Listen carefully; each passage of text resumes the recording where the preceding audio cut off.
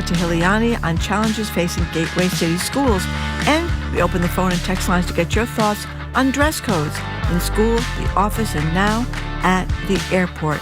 Pajamas? They may be gone. It's all ahead on BPR.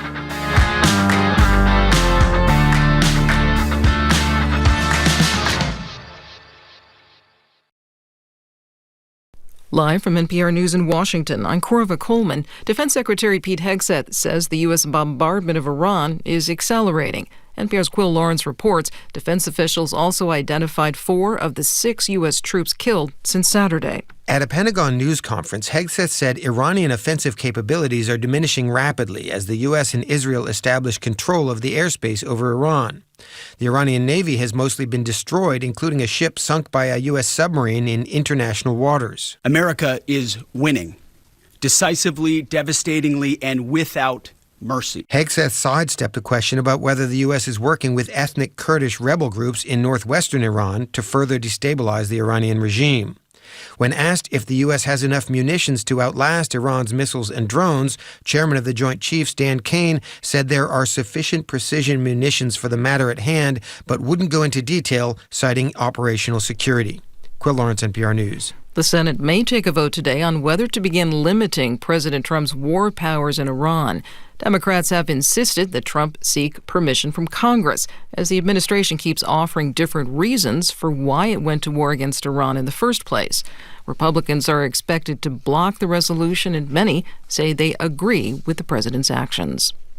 The midterm elections kicked off with primaries in 3 states yesterday.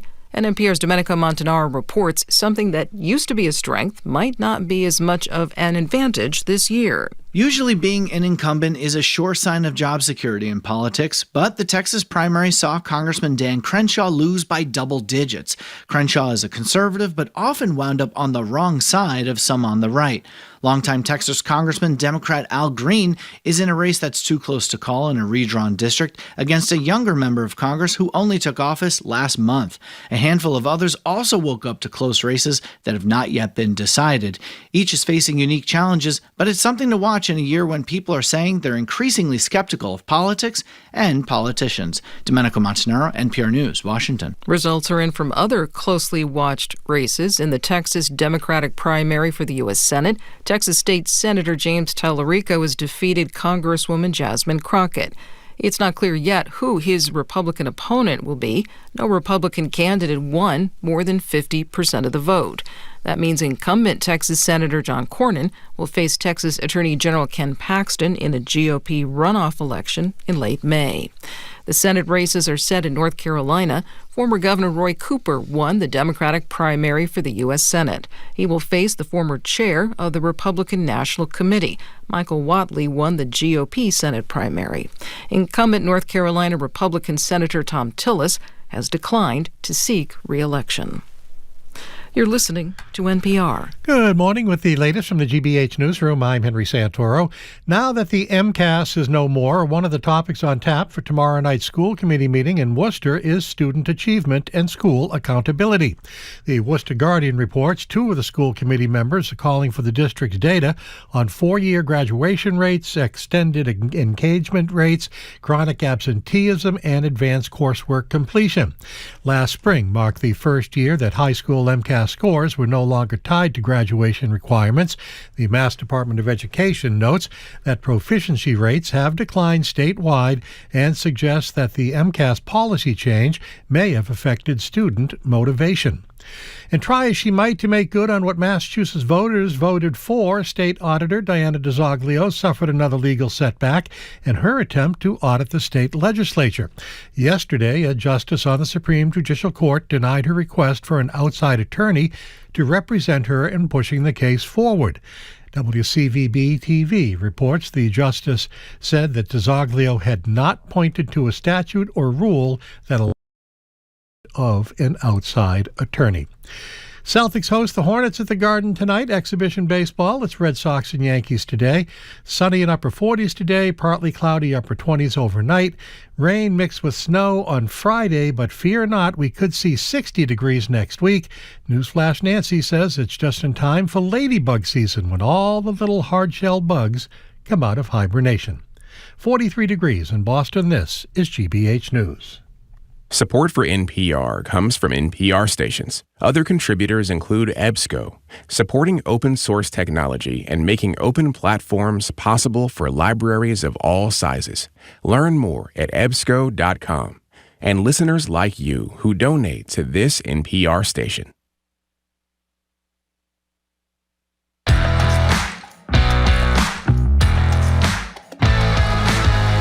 Here's Jim Brady. I am Marjorie Yeagan. You're listening to BPR and GBH and NEPM. We are streaming at youtube.com/GBH News. We're going to be back at the library, not this Friday, unfortunately, but we will be there Tuesday, March 10th. We'll be joined by the mayor of Boston, Michelle Wu, and the governor will be with us on March 27th. Hello again, Jim. Hey there, Marjorie.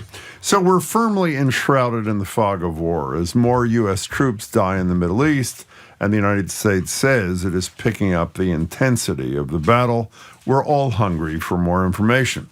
And with disinformation spreading across the internet, particularly on Twitter, it can be hard to know where to look for the truth. We'll bring you some of Hegseth's so-called press conference this morning in a moment.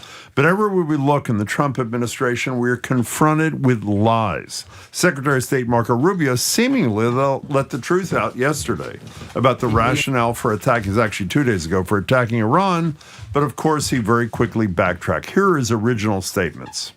We knew that there was going to be an Israeli action. We knew that that would precipitate an attack against American forces. And we knew that if we didn't preemptively go after them before they launched those attacks, we would suffer higher casualties. Somebody asked me a question yesterday, did we go in because of Israel? And I said, you were asking me that, you from that follow-up. And I said, no. I told you this had to happen anyway. Actually, he did not, but why does that matter? And of course, Homeland Security Secretary Kristi Noem never called Alex Preddy a domestic terrorist. At least that's what she said yesterday. Here she is under questioning from Senator Amy Klobuchar. We're calling them domestic terrorists without any evidence of that. Sir, ma'am, I did not call him a domestic terrorist. I said it appeared to be an incident of. They're not domestic terrorists, says Noem. They're just people who committed acts of domestic terrorism. And by that logic, Marjorie, Trump's not a sexual abuser. He's just someone who's committed acts of sexual abuse. So how are you seeing through the fog of war, the misinformation, the lies from the Trump administration? This is day 5 of the war. We want your thoughts at 877-301-8970. Can I give you a couple thoughts to begin with? Sure. I watched this. I know you listened on the radio. No, I saw it. I watched it. I didn't know you were out I watched at home. on TV. I watched the 8 o'clock press conference with General Kane, chair of the Joint Chiefs of Staff, and Hegseth, the Secretary, I was going to say Defense, but of course Secretary of War. Here's a little bit of what Hegseth had to say this morning. You'll get a feel for the tone. We are only 4 days into this, and the results have been incredible. Historic, really. Only the United States of America could lead this. Only us.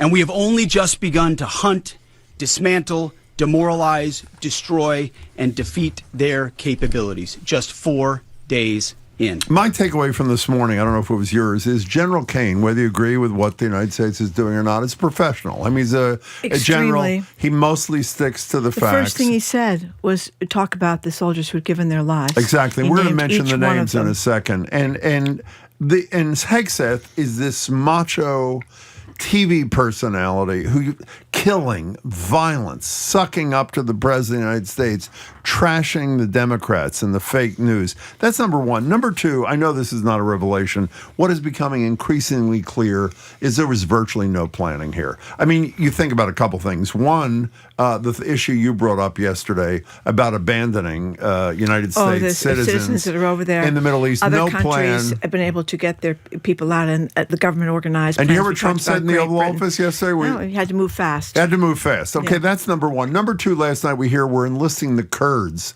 to get involved to try to keep the Islamic Republican troops busy so the people could rise up. No planning there. And does anybody get a sense that they have an end game here? I've been listening as carefully as anybody, and I don't see it. So 877-301-8970. And by the way, I've not heard one credible person make the case that there was an imminent threat to the United States or our interests. Have you? No, I have not. And Pete Hegseth is not a credible person. As we've said a million times, when your own mother says you're a bum, I think that's a problem. And the way he seemed to be, as Ken from Canton said, the Secretary of War was sickening this morning as he seemingly reveled in killing our adversaries. It was juvenile, embarrassing, and gross. I mean, war, is an awful thing. Hundreds of probably little girls may have been killed already, and she was asked about that. By the way, they don't know yet. We're doing an investigation. We're doing an investigation. There were no, but I think that's a tragedy, isn't it? I mean, the little girls in the elementary school didn't do anything wrong. They're kids in school. You think it's a tragedy to Hegseth? I would say not. Well, that's what's the thing. You've talked about no mercy and stuff like that. So that was very upsetting. I mean, again, you want to hope that somehow, I mean, supposedly the son of the just dead Ayatollah is already picked, and he's a hardliner to be the successor. You want to hope that somehow the Iranian people can get out from under this terror yoke they've had to live in, and maybe they can. But I don't, you can't really trust the Trump administration, I don't think, anymore. And frankly, we've been misled. What do you mean anymore? I mean, he's been lying since he took the oath of office we have been 9 years misled ago. in almost every war. We were certainly misled in Vietnam. We were certainly misled in Iraq and Afghanistan. So he won't be the first person from the Defense Department lying about a war. Let's put it that way. Again, but this is relentless. I agree with you. There's no question about that. But it's not just that. We're not going to discuss this today, but watching Kristi Noem, it's one thing. Lying is bad enough. You can't ever admit you made a mistake or apologize for anything. That's the Trump rule. Anything. I know that. Rule. That's another reason that supposedly we went in there, because there was a plot to assassinate the president coming from Well, that was allegedly Iran. true in 2024. Yep. By the way, we should read the names. Plot. We should read the names of the 4 people who have been identified among the 6 serving in the military who have died. We don't know the names of the 2 others. Captain Cody Cork, 35, from Florida. Sergeant First Class Noah Tejans, 42, of Nebraska. Sergeant First Class Nicole Amore, 39, of Minnesota. I think she's a mother who was a few days out from coming home. And Sergeant Declan Cody, 20 years old, from Iowa. Our number is 877-301-8970 is the number. John and Gardner, thank you for calling. Hi, John. Hey, John. Good morning, Marjorie and Jim. Thank you for taking the call. Sure. So much to say in so little time.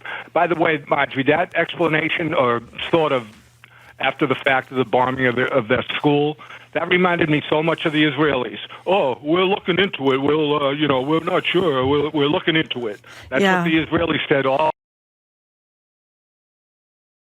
partially by Bibi, by the nose, and Trump's hubris. It's like, beating up Venezuela would be like if I beat up a 6-year-old kid down the street and then thought I could fight Muhammad Ali by them going on to Iran. It's a whole different thing. And I don't know if his people are being honest with him or not, but this is clearly just his hubris.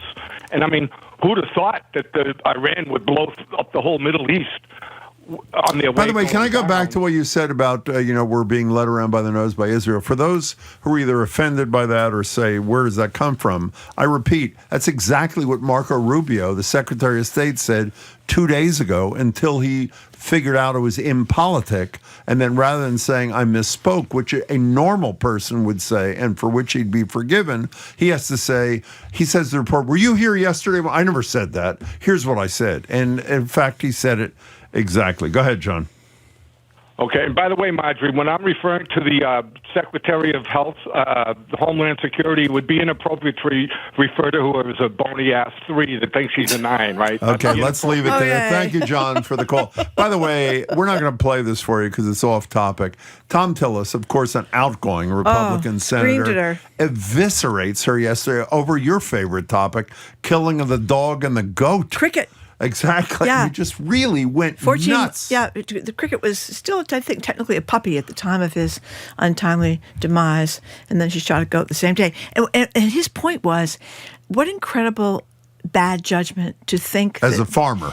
to think that this was a good idea, this was a wonderful thing to kind of brag about, to show you were tough, that you shoot animals in the face. So, I mean, she does have a judgment problem, and she has a blanket problem that we've talked about before, too. She also has a Corey Lewandowski problem.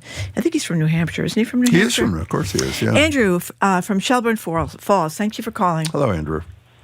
Hello, thanks for taking my call. Sure. I go on Facebook quite a lot, and there are two things I've noticed on Facebook since the beginning of the assault on Iran. What's that? One thing I've noticed is that there are many posts that are praiseworthy of the administration and that also castigate the Democrats and the judiciary for opposing the administration. And these are made to seem as if these are just individuals putting up these posts. But there is such a consistency in their posture and such a frequency of them that I can't help having the impression that this is an orchestrated propaganda campaign by the administration. Well, maybe, but there are some people, a minority, who are quite happy with Trump's leadership of this country, Andrew. But you may be right.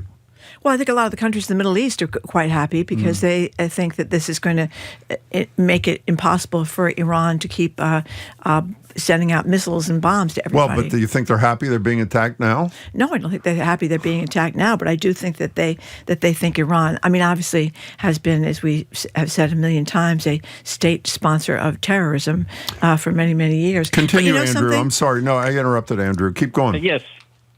Many of the posts are by an entity that's called Political Insider. And these posts, the Political Insider is an entity that is known for propagating a lot of falsehoods.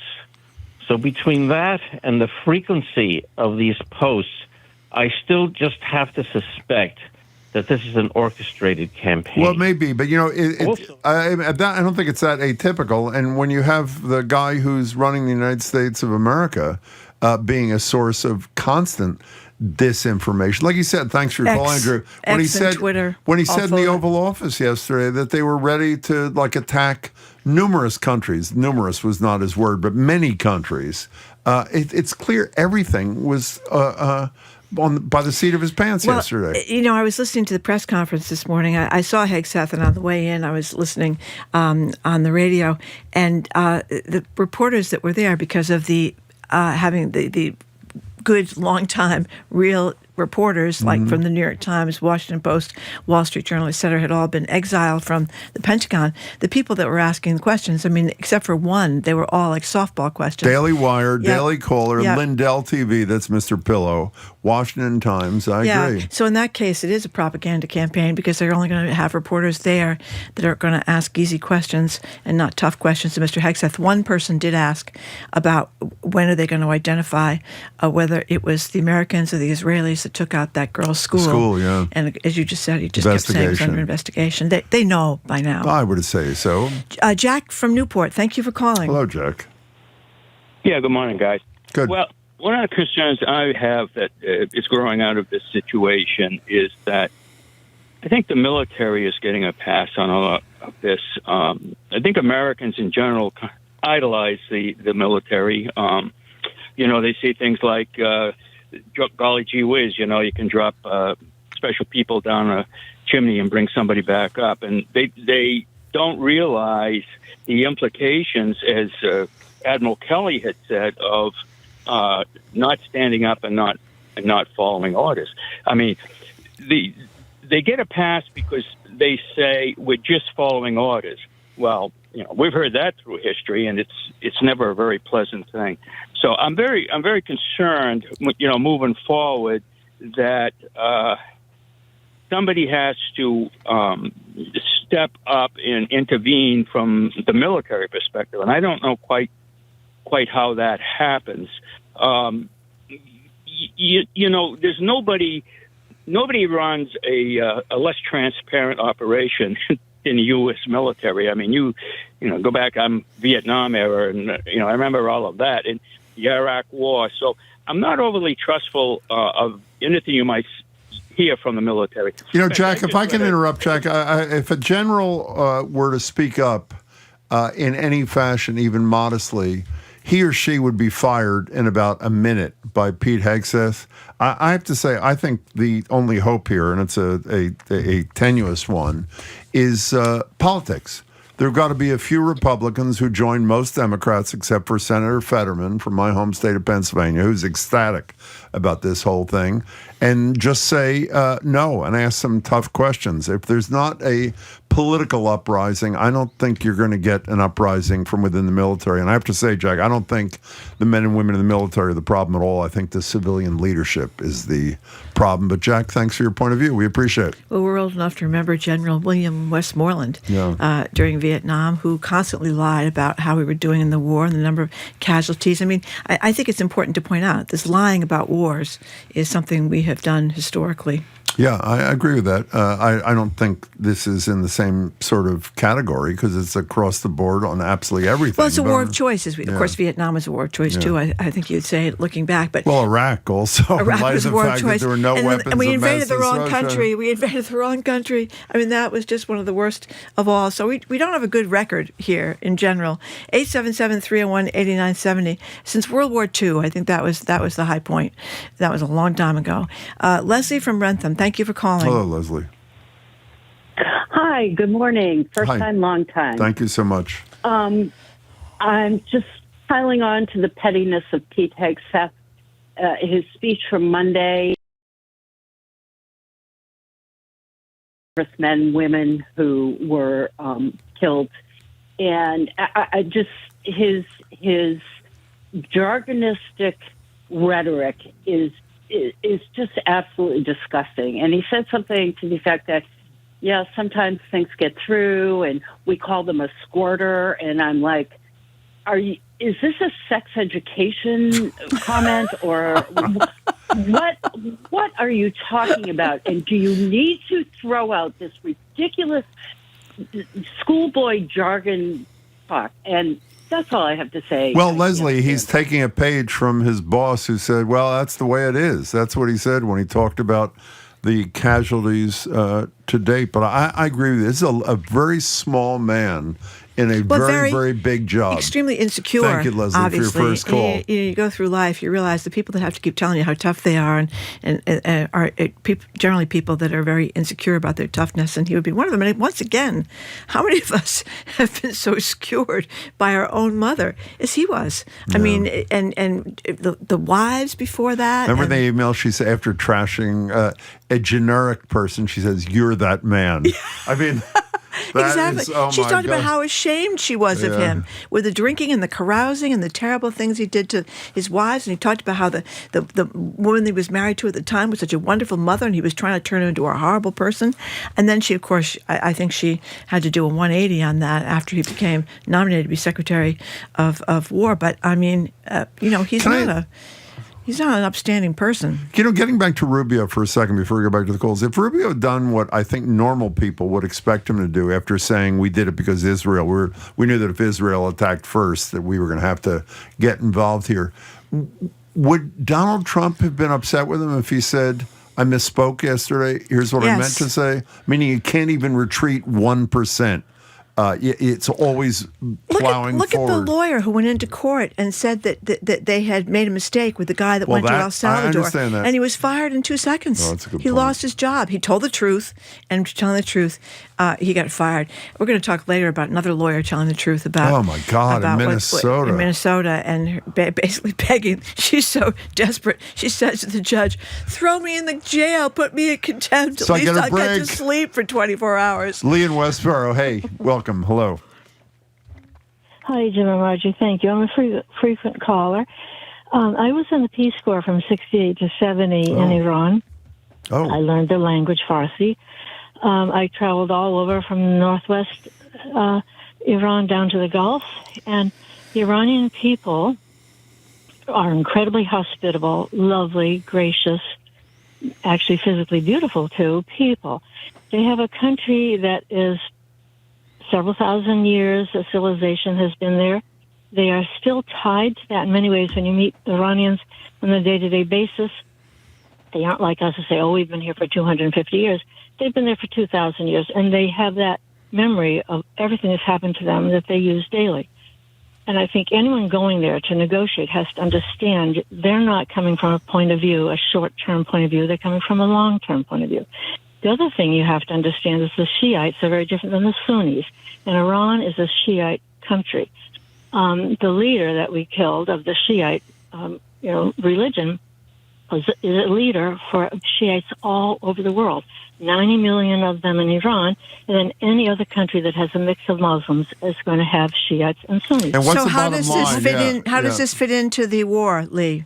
What is your point? Because if you're trying to send somebody over there to negotiate, which we should be doing, which has been successful in the past, Obama negotiated a very good nuclear deal, and they were following it. And John Kerry, I think, go ahead.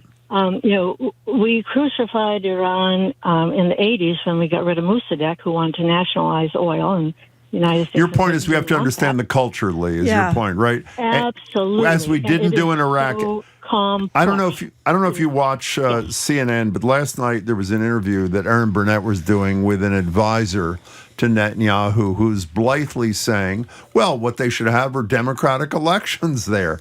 And Erin Burnett talked about, as you did, a little bit of the history and the notion that we're going to go from the Islamic Republic to let's have democratic elections is so fantastic and just so absurd and such a lack of understanding of the history that you described, Lee, but that's essentially the United States' history over the past couple of decades. Lee, thanks. This present Ayatollah, the first Ayatollah died, I should say you're listening to Boston Public Radio on NEPM and GBH. My apologies. I think the first Ayatollah died in 89, the guy that came in after Pahlavi left, right? The Shah. He was out in 79, I think it was. I think it was. And so he died in 89. So this guy's been there since 89.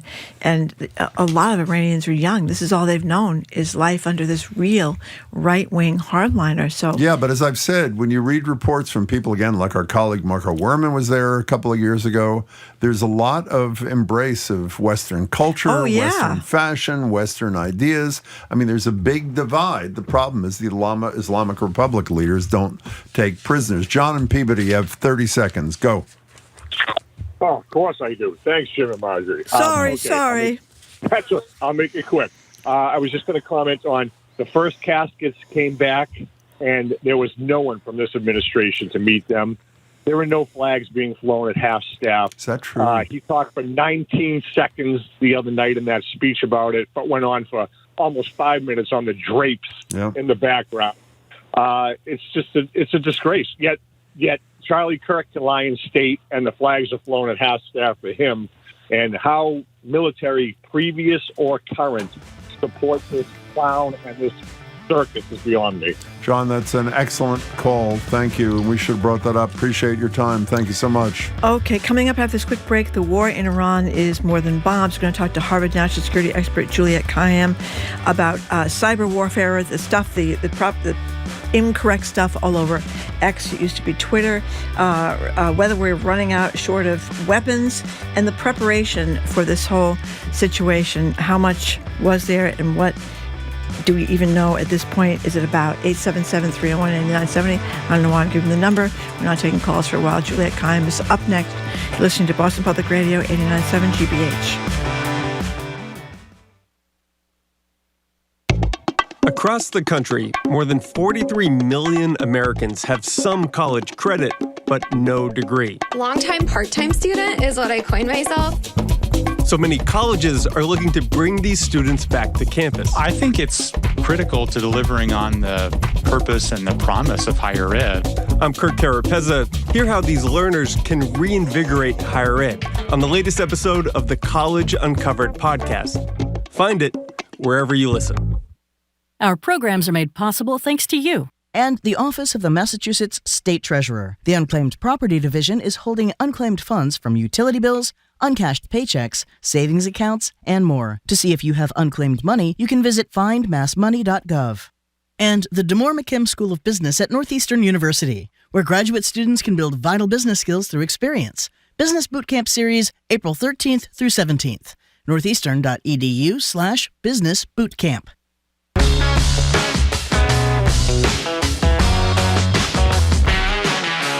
Welcome back to BPR and GBH and NEPM. Marjorie Egan and Jim Browdy streaming youtube.com/GBH News. No library this Friday, but we are back for good. Tuesdays, Wednesdays, and Fridays starting Tuesday, March 10th.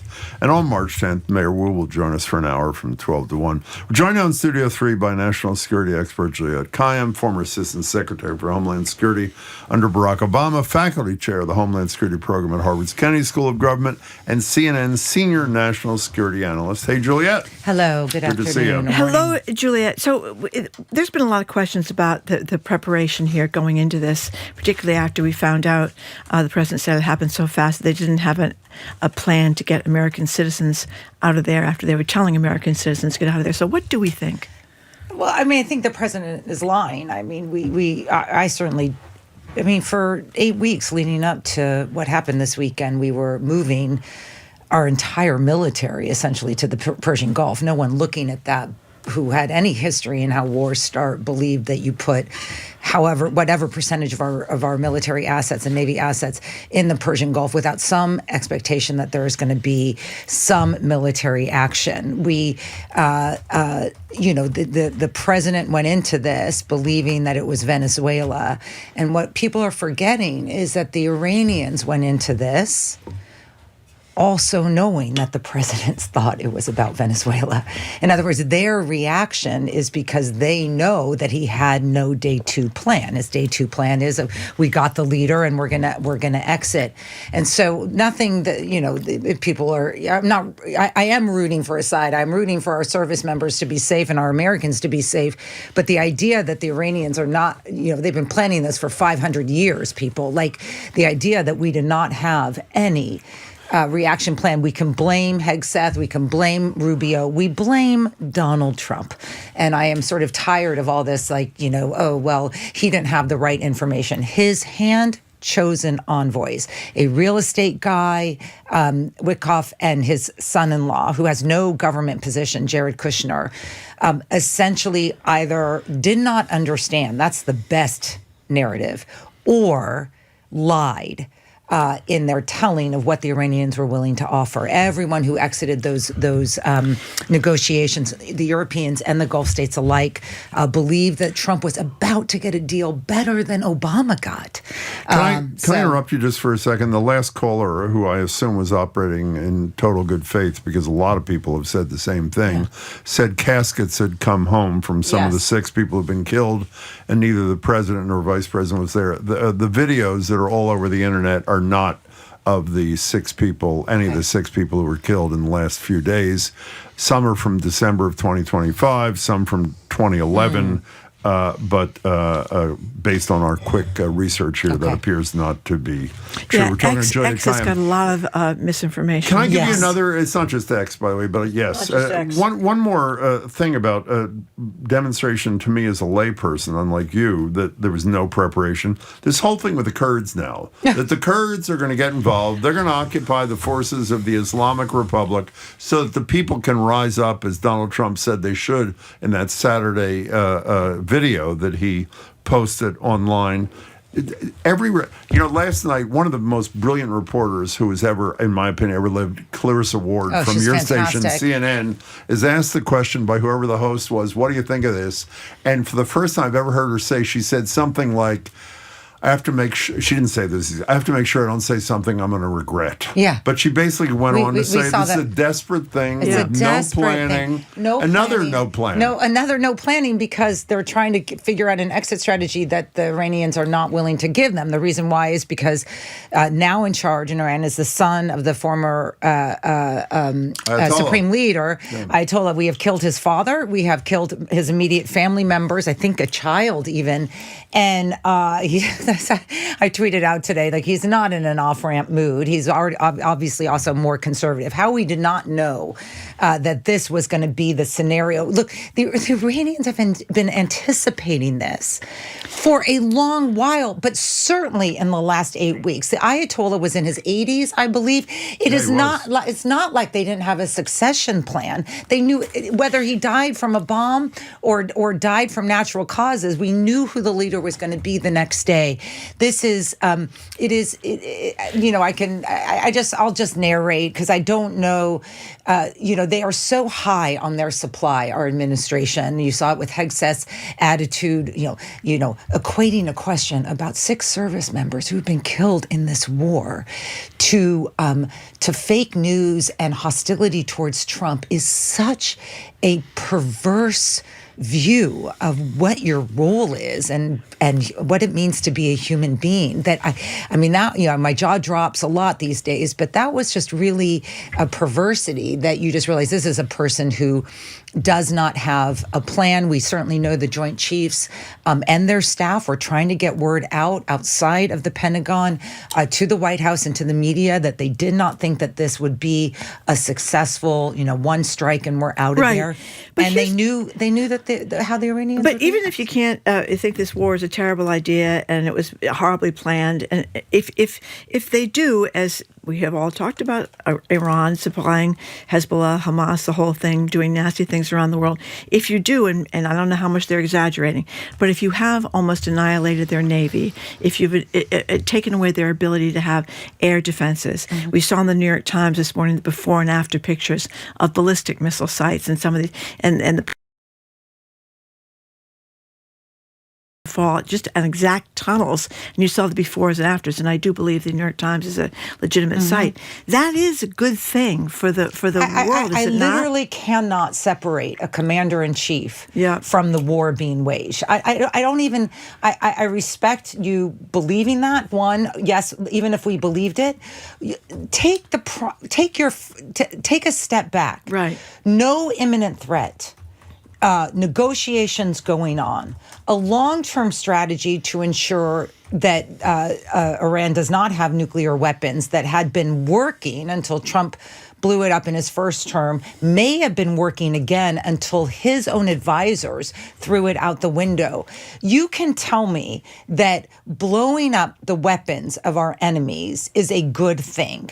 And I will tell you, yes, on Mars.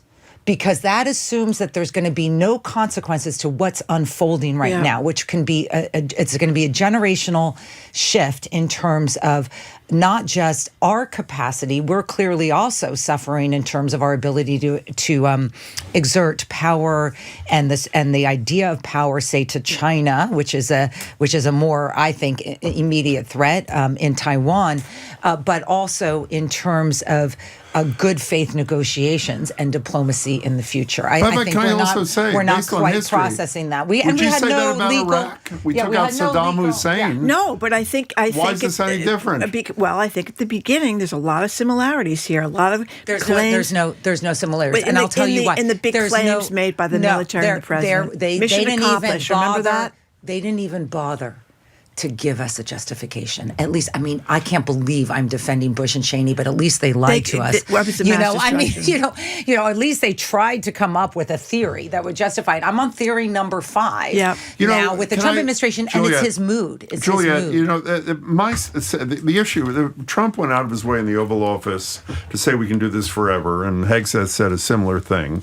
However, the original warning the Washington Post reported from General Kane, the chair of the Joint Chiefs of Staff, that we had a variety of things he allegedly warned the president about, namely that we'd have a precision weapons shortage. Apparently, we're on the verge of having a precision weapons shortage. Now, you tie that to rising gas prices and oil problems. You tie that, other than today, where the stock market is so far up 300 points, he cares about the stock market. My totally uninformed analysis is he has a meeting in the next couple of days and he says, we've done everything we promised to do, better than anybody in the history of the world. Now it's up to the people of Iran. And he does the Venezuela thing and leaves it up to them. Is that not what's going to happen? I think I'm starting to see signs of how this ends without the Iranians having to agree to a ceasefire. Now, we're talking about the military side of this. We can talk in a minute about what the non-military aspects of how I think Iran will continue to exert its wrath over what happened. But today, this morning, about a half hour ago, I said this yesterday in a talk that that Maersk, the German chancellor. Maersk, the cargo, the largest cargo. The cargo has. I'm just going to read it. Is temporarily suspending most cargo bookings. Here we go. In and out of the UAE, Oman, Iraq, Kuwait, Qatar, Bahrain, and Saudi Arabia until further notice. So if you ask me how does this end? It ends because the Gulf states love commerce and capital more than they hate Iran. And that is how this is going to end. It's not going to end over ideology or religion or democracy or even nuclear weapons. It is going to end because the global trade market, the Gulf, which is coming to an abrupt stop today, and the Gulf states have spent 3 decades being the center of both, of commercial and capital and tourism and everything else that they have succeeded in doing. And that's all come to an end in just 5 days. So I suspect that the Gulf states, who clearly did not, all but Saudi Arabia, and that's even questionable, did not want this to happen, that there's going to be some sort of movement based on this right now. The other thing he's able to say is we don't need a nuclear deal because we've destroyed, based on the obliteration from last year and what we did with their Navy and their Air Force, we don't need a deal because we've basically taken them out of power. By the way, CNN, as you're speaking, reported the Trump administration is telling members of Congress that their ability to intercept these one-way drones is diminished dramatically. Yeah. So they're acknowledging privately what Hegseth is denying. And remember, publicly. people, the Iranians are not, they're striking our embassies and whatever, but what they're mostly doing is, of course, in the Gulf states and Israel. Israel certainly has a capacity to defend itself, but the Gulf states do not, because obviously they had not believed that this would come to this with no notice. This also explains why we can't get our citizens out, which is the basic obligation. I will say this, the fact we still can't get them out while the Italians, the Spaniards, and everyone else are getting their people out is a story about Doge that I want someone smart out there. Can you please link the firings at the State Department and the Defense Department at those specific offices that deal with extraction? Yeah, like press 1 if you need to get out immediately. Press 2. No, this is a Doge story. Well, it's not just Doge. Patel, the head of the FBI, fired the counterintelligence people whose job. Wait, let me just get the thought out. Whose job is to discover threats from Iran, and he fired them just days before. I got to say one thing. You're listening to Boston Public Radio on NEPM and GBH. And I want to be clear here. The fact that I'm giving voice to the Iranian argument is because we're not hearing that from our administration. They've always assumed that other nations don't have agency, and they do. The Gulf states obviously have agency, and I think you're going to see them yelling and screaming in the next 2 hours. Especially with the business, Trump's business interests there as well. I know. I know. You sort of wonder about all those investments these days, but also their ability to. What is their goal? Okay, so their goal obviously is retribution for the killing of their supreme leader, who in their mind, I don't care what you think about the Iranians or whatever, is the equivalent of killing the Pope for Catholics. That is who an element of Iran had supported as their supreme leader. They have to do 2 things right now. So one is they have to be aggressive enough that the deterrence argument comes back into play, because that's basically why we haven't had this full-fledged regional war, because no other president was so stupid as to believe Netanyahu's argument that this would be limited and easy, and the Iranians would rally to the cause. So that's one. So they need to reassert deterrence to ensure that this doesn't happen again, and that's going to take that is what we're seeing right now. And it doesn't have to be big kills; it has to be strategic strikes showing that they can get our embassy, they can get our service members. That's or here. That's the second part, which is this is going to end, and maybe it ends because shipping companies stop making life livable for most of us in the world. Most of, I think, 70% of our commodities in the United States come through shipping cargoes. So I think that will fill. But in the weeks and months to come, it will be targeted terrorism. It will be cyber terrorism and cyber attacks, which would be hard to do here, but certainly they can do misinformation and disruption of services. They've tried to do that before, and we have no evidence that any of that capacity has been disrupted. They also have cells throughout the world that don't need direction. Like, even if you thought, including here.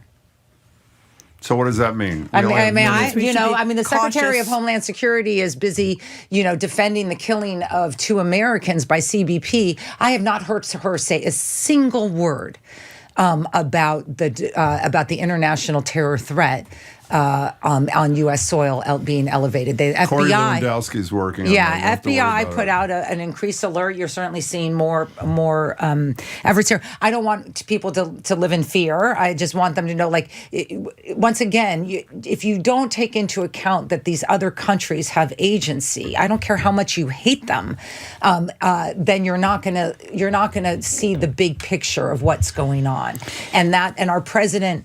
Our president chose to believe what he wanted to believe, and this war is his. Juliette, see you soon. Thank you very much, Juliette. Bye. Juliette is a former Assistant Secretary for Homeland Security under Barack Obama, Faculty Chair of the Homeland Security Program at Harvard's Kennedy School of Government, and CNN Senior National Security Analyst. Coming up after this quick break, Juliette, thank you. Carol Rose is going to join us. She's going to talk about the birthright citizenship coming up before the Supreme Court soon. The continuing battle over getting some look at the legislature that people voted for in a ballot question. I think it was 70-20, Jim, something like that. 71 plus. Carol Rose from the ACLU got a lot of suits going against the Trump administration, too. She's next. You're listening to BPR and GBH and NEPM and streaming at youtube.com/GBH News.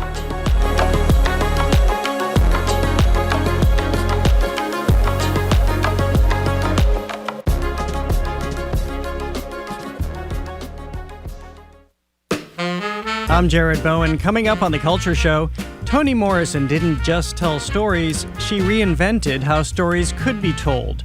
A black writer who centered black life without apology or translation, she reshaped the sound and structure of American fiction. Novelist and critic Namwali Serpell joins us to discuss Morrison's enduring influence, documented in her new book, On Morrison. That and more on The Culture Show today at 2 on GBH 89.7. Support for GBH comes from you. And Bonsai Bar, hosting pop-up beginner bonsai workshops at breweries across New England. Hands-on classes provide guidance in the basics of bonsai design and care in a group setting. More at bonsaibar.com.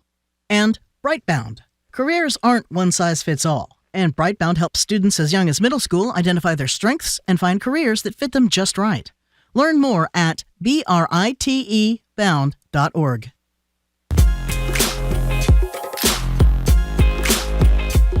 Welcome back to BPR and GBH and NEPM. Marjorie Egan and Jim Browdy streaming at youtube.com/GBH News. No library Friday. What day is today? Wednesday? No library tomorrow, no, we don't go there on Thursdays. No library Friday. We're back on Tuesday. And on Tuesday, noon to 1, Mayor joins us for an hour of Ask the Mayor. That's Mayor Wu. We're joined now in Studio 3 by Carol Rose, Executive Director of the Civil Liberties Union of Massachusetts. Hello, Carol. Hello, it's great to be here. You too. So you said as you were coming in, you just got out of court about the habeas corpus stuff. Now explain to people that aren't lawyers like me what that means and why this is significant for the ACLU and the people in the immigrant community. So the basic principle of habeas corpus is to produce the body. It basically says you can't just lock somebody up and throw away the key. It's the most fundamental constitutional right. And yet, that's become a problem because under the Trump administration's ICE detention policies, they're depriving thousands of people of these basic due process rights. A hearing. They want a hearing. Just a basic hearing. Okay. So for the last 30, 40 years, when people are picked up by ICE, an immigration court will listen to them, and if they don't seem to be a flight risk or a danger or anything like that, they'll say, okay, that's fine, come back for your court hearing. It's usually about 2 years later. Now they're just denying these hearings at all, and they're just locking people up effectively, and that's why they're expanding these detention camps, and that's why, and trying to put people away in these really horrible, alligator Alcatraz and places like that, and down in Texas. And the administration in the meantime is saying, wow, there's all this habeas petition. So a habeas petition is what lawyers file on behalf of people to say, you have to set someone free. You can't just lock them up and throw away the key. And now, we have the courts are being overwhelmed by tens of thousands of habeas petitions because there's no other way to make sure that people get this fundamental due process right. So just when you hear about this, that the judges are overwhelmed or the courts are overwhelmed or the prosecutors are overwhelmed, they've brought it on themselves by basically violating the rules in an unconstitutional way and locking people up without the possibility of a bond hearing. So, by the way, the U.S. attorney in Massachusetts said that, what did she say, roughly 1,200% increase That's right. in caseload. Our favorite, though, Marjorie and I, this is a woman by the name of Julie Lee. L.E. is her last name. And she volunteered to move from the legal department at ICE to the U.S. attorney's office in Minnesota. Here's what she said. These are quotes from this U.S. lawyer in the U.S. attorney's office in Minnesota to a federal judge, Jerry Blackwell. They are overwhelmed, meaning I and my colleagues, and they need help. So I have to say I stupidly volunteered for this job. Sometimes, this is to the judge, I wish you would just hold me in contempt, Your Honor, so I can have a full 24 hours of sleep. She goes on to say this job sucks. She used the word sucks. In court. All because essentially, because of the denial of these bond hearings and other related things, the caseload, at the same time that people are quitting in offices like Minnesota because of the handcuffs, not figurative, but literal, that the Trump people are putting on them. Absolutely. And the other thing to keep in mind is, not only is this a violation of fundamental due process constitutional rights for the immigrant, but this is taking all of these resources away from actually prosecuting people who might pose a danger to our communities, right? Oh, yeah. And the guy that strangled the pregnant woman, he practically tried to kill her. He's out. Right. So part of it, the problem with this Free. is... He's out. Free. No one to prosecute him. That's right, because there's nobody there. And so, with the Trump administration saying that they're trying to keep us, free or safe, neither of those things are true. They're making us less safe and less free and violating basic constitutional rights. So we were in court this morning and we were asking the federal judge to please change that policy, please take a ruling. And she's taking it under advisement, and we'll let you know what happens. Okay, Who's the so judge? It's really fundamental. It's Judge Patty Saris. You want to disclose anything or no? She's a friend of mine. I think she's great. She's a great judge. She's a great judge. But the most important thing, and she's taking this under advisement, it's very complicated because there's cases pending out in California. There's cases pending. Part of this case is pending before the First Circuit. So it's procedurally complex. But at the bottom line, it's not complicated at all. You have a right to have a hearing before the government locks you up and throws away the key. Okay, so let's go to the Supreme Court of the United States, who did a good thing. Actually, we have some sound. Thank you, Zoe. When you were talking about habeas corpus, what immediately came to mind is when the head of Homeland Security was actually asked at a Senate hearing not too long ago by one of the senators from New Hampshire, Maggie Hassan, to explain what habeas corpus was. This is the head of Homeland Security. Here is that little exchange. Well, habeas corpus is a constitutional right that the president has to be able to remove people from this country and suspend their right Let me stop you, ma'am. Habeas corpus, excuse me, that's incorrect. You know what that's like? It's like that. I don't mean to make fun of her, but I'm about to. Miss Junior South Carolina, such as Alaska, and such as. I mean, can we just play the gnome part of that one more? This is the head you always of remember Homeland the Security. Corpus, the body. That always helps being me. asked to explain a fairly simple legal concept, particularly if you're head of Homeland Security. Chrissy Gnome, let's hear it one more time. Habeas corpus is a constitutional right that the president has to be able to remove people from this country and suspend their right. And by the way, yesterday or the day before, Piers Morgan, who used to be on CNN now, asked Lauren Boebert to explain what inflation was. Wow. She couldn't explain. Not inflation? She could not explain and these are what people inflation with decision-making power Yes, over they are. thousands and thousands of people and over all of us. And so it's really alarming. I mean, it's funny and it's also really terrifying. It is. Such as. So we have to, we have to rely on the courts, on the federal judges to try to save our democracy. We're talking to the very positive, as she always is. She always is very positive. Carol Rose, head of the Civil Liberties Union of Massachusetts. So the birthright citizenship case is going to be argued April 1st, April 1st, yeah. Now, this was a case, I want to just say, the ACLU, we were ready on day one. We filed a challenge to the president's executive order getting rid of birthright citizenship. You're of Massachusetts. Here in Massachusetts. Yeah. So this is the case that's now, there were other challenges around the country, but this is the case that's going to be argued before the U.S. Supreme Court on April 1st. And basically what this is a challenge to President Trump's effort by executive order, to get rid of the 14th Amendment to the Constitution. So basically, we're representing a class of all of the babies who would be subject to this really harmful, unconstitutional, unlawful executive order saying that if you're born in this country, you don't necessarily get citizenship. And you know, when the 14th Amendment was passed, the whole point of birthright citizenship was to overcome the Supreme Court's Dred Scott decision that said that black people don't get citizenship. So this is an effort to try to fix that, to make sure that all people who were born in this country have birthright citizenship. It has been this way since just after the Civil War. We should continue to have this. The notion that we could get rid of something as fundamental as birthright citizenship by presidential fiat is so alarming, and every court has ruled against the president on this. Because I'm saying, how does that work that you can change the Constitution with an executive order? You can't. You can't. So do we think Does it's the Constitution possible? say the President of the United States has immunity essentially from criminal prosecution? Exactly. That the was Constitution is whatever they say it is. That's my question. Is it possible that they could just all overlook this? Well, it's hard to imagine. I mean, the president is not above the Constitution. And courts have repeatedly, every court that has taken this up has blocked the Trump administration's effort to do this. So this is over a century of Supreme Court precedent. This is so clearly set forth in the Constitution. Is it possible that the Supreme Court will go the other way? Anything's possible. Anything's possible. Two quick things here. Is first of all, I said this last time you and we discussed birthright citizenship. The issue before the Supreme Court is not whether it's a good or a bad idea. You are free to think it's a horrible idea. That's not the issue. The issue is it constitutionally protected? That's the sole topic. Number one, what I don't understand, which is what makes me nervous, I thought when the Supreme Court takes a case where people like you say there's really no other side to it, the reason they take it is because there's a disagreement in the lower courts. If there's no disagreement, why did they take this unless they have some interest in overturning it? That's a great question, Jim. Thank you, Marjorie. I really appreciate that. Well, Thank you. The good news is do you think that was a good question or it's not? It's a good question. It's a hard question, Jim. But it only takes 4 justices for a case to get before. So it's still a minority. So it's still a minority. So there may be 4 votes out of 9? Maybe, or maybe they just want to have a chance to re-articulate the constitutional standards. Doesn't that make you nervous in all seriousness that they Jim, took the case? I'm always nervous. Okay. You're supposed to be optimistic. That's your role here. She's nervously optimistic. I'm nervously optimistic. Okay. Absolutely. All right. So we always talk about how Massachusetts has the worst public records ability to get your public records in, like the nation. Yeah. Or maybe we're the second worst. We're pretty bad.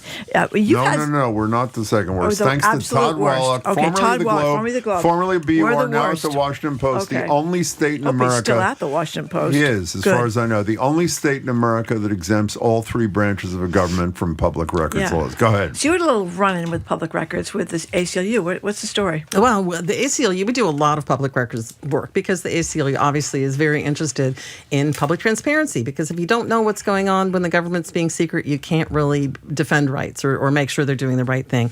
And so we've had a couple. I mean, we had one, just so you know, against Diane DiZoglio on public records back in 2024, where she was refusing to turn over records. But more recently... What records? We'll bring it up with her next time. What did she refuse to turn over? This had to do with healthcare records coming out of a couple of the prisons. We just wanted to know what was happening in terms of providing health and what was going on. And did she turn them over eventually? When the court ordered her to do so, Go ahead. And so more recently, we've been trying to get a better handle on what's happening with local police departments that are using the flock or other sort of license plate readers, how they're using what information they're providing, because you can imagine that this could be used, given to people who have bad intentions. And so whether they want to attract protesters or people seeking health care or, any number of things. And so when we wrote to all this, I think like 90 cities and towns in Massachusetts, many of them responded, but many of them didn't. Others tried to charge really exorbitant fees. And so what we have is a lack of consistency in the responses that we're getting to the public records requests. And so it would be really helpful if we had that kind of a better enforcement mechanism and greater, consistency across the public records law. So, well, one of the things that's about to happen, in all likelihood, one of the things that's going to be on the ballot, which I don't think it will affect local governments, but on the state level, one of the questions that I think the auditor is actually behind. No, I take it back. They're the people who were with us, the former chair of the Republican Party of Massachusetts, Jennifer Nassour. Oh, that's right. And that other organization, the name of which I can't remember. They would essentially, the law would be that the governor's office and the legislature would be subject to public record laws. By the way, the first question we asked Governor Healy on her first visit to us after being elected governor was about this very topic. Right. And she was very positive about making records from her office available with certain limitations. And First Amendment types, I don't think, are terribly happy with how she has conducted herself. We'll bring that up with her on the 27th. And we should also explain why the average person cares about this. Great question. Why should people care? People should want to know what their government is up to. So if the government is taking actions, passing policies, spending money, but if you get into dollars, a thing with the government, you can't get your records a lot of the time. That's right. So you want to be able to, it's just about transparency. When the government hides information about what it's doing, that's by definition undemocratic, right? So we need to be able to have access to the records. You got a good example about an average citizen? With something with a speeding ticket maybe, or the cops, or being arrested, or what would be an example? Well, I think the main thing, the example I just gave, which was like the flock license plates, like you want to be able to know, or the case we had against the auditor, where we were trying to find out what was going on with the patterns of denying access to health care for people who are incarcerated. Okay. And these are just really basic things that people should have a right to get access to. There have to be some protections. You don't want constituents, for example, who call into their legislator and might give personal information. So you have to have some privacy protections, but I think that's doable. Okay, so, I think it's really important we hear Kristi Noem for the third time. Can we hear Kristi Noem just one more time to make my day, if you don't mind? Here's Kristi Noem explaining with great precision what habeas corpus is. Go ahead. Well, habeas corpus is a constitutional right that the president has to be able to remove people from this country and suspend their right let me stop you, ma'am. Suspend their You know what right the to incredible part of that is? That's Maggie Hassan. The incredible part of it is she says it with total certainty, with no anxiety or totally wrong. Totally wrong. Now, do you have any influence over the No Kings crowd that's doing the rally on March 28th? She's going to criticize the music from the last rally. I am. I got to give this to Trump. He has great soundtracks. He's great music at his rallies. I've been to most of these things, and you can't hear the speakers. There's a bunch of politicians. As a reporter, as a reporter, right? A bunch of politicians. Most of them are pretty boring, and you can't even hear them. Right. So I think it's not a good look. You need some clapping, some cheering, some. That's so great. Yeah. And the next No Kings is going to be March 28th. That's right. We don't need 12 politicians. Right. But part of it is, first of all, I would just say, if you can get politicians to stand up in front of a crowd of tens of thousands of people and declare that they support the rule of law, that's a good thing. If you can hear them supporting the rule of law. I agree with that. And the second is, we want people to come. It's going to be on the afternoon of Saturday, March 28th at the Boston Common. And it's not just the ACLU, it's 50501 and No Kings and Indivisible. So there's a lot of groups coming together to make this happen. But people are also having rallies in their own communities, on the green in your town meeting, whatever your community is. Your community may be a retirement community. But wherever you are, come together and show up and stand up against this authoritarian assault that we're suffering in this country, because the more people show up, the more our elected officials know that we, the people, are in charge. We, the people, want them to do the right thing and to have a backbone and show courage. And, we're starting to see that. I think since Minneapolis and the assaults there, I think we're seeing now in our state legislature, the Black and Latino Caucus put out the PROTECT Act as a way to sort of say we're not going to go along with what Trump is doing. Governor Healy came out. Mayor Wu came out. DAs, mayors from 5 different cities and towns have all come out together and to say, we in Massachusetts will stand up to this abuse of power. We in Massachusetts will listen to the people, and we in Massachusetts will say no kings. So join If they're listening in effort. Boston, we need soundtracks so we can hear people talk. We need huge jumbotrons, and we need some really great music to get everybody revved up. And, sing along right there. Clap your hands. I would love to have that, and I'll take that message back to the planners. Thank you very much. Thank you. By the way, can I say we're going to have other leaders from the effort on the 28th with us in the weeks leading up to the 28th. I can give my spiel to them, about too. the music, yeah. Dropkick Murphy. Yeah. That would be great. That would be great. That would be By great. the way, we expect to play the Christy Nome sound 3 or 4 more times before the show's over, so please don't go away. Play it during No Kids. Okay. Thank you. We've been speaking with See you, Carol Carol. Rose, Thanks. Executive Director of the American Civil Liberties Union of Massachusetts. We say goodbye to those of you listening on NEPM. Thank you for listening on NEPM. The show continues here in Boston. After this quick break, Priya Tahiliani. No. You say? Tahiliani. Thank you. Thank you. It was essentially driven out of Everett when she pushed for change in the school there. She's landed at the Brockton Public Schools and joins us to discuss her experience as a non-white school leader in a town with a pretty white leadership. I'm Marjorie Egan. He's Jim Browdy. We'll be right back.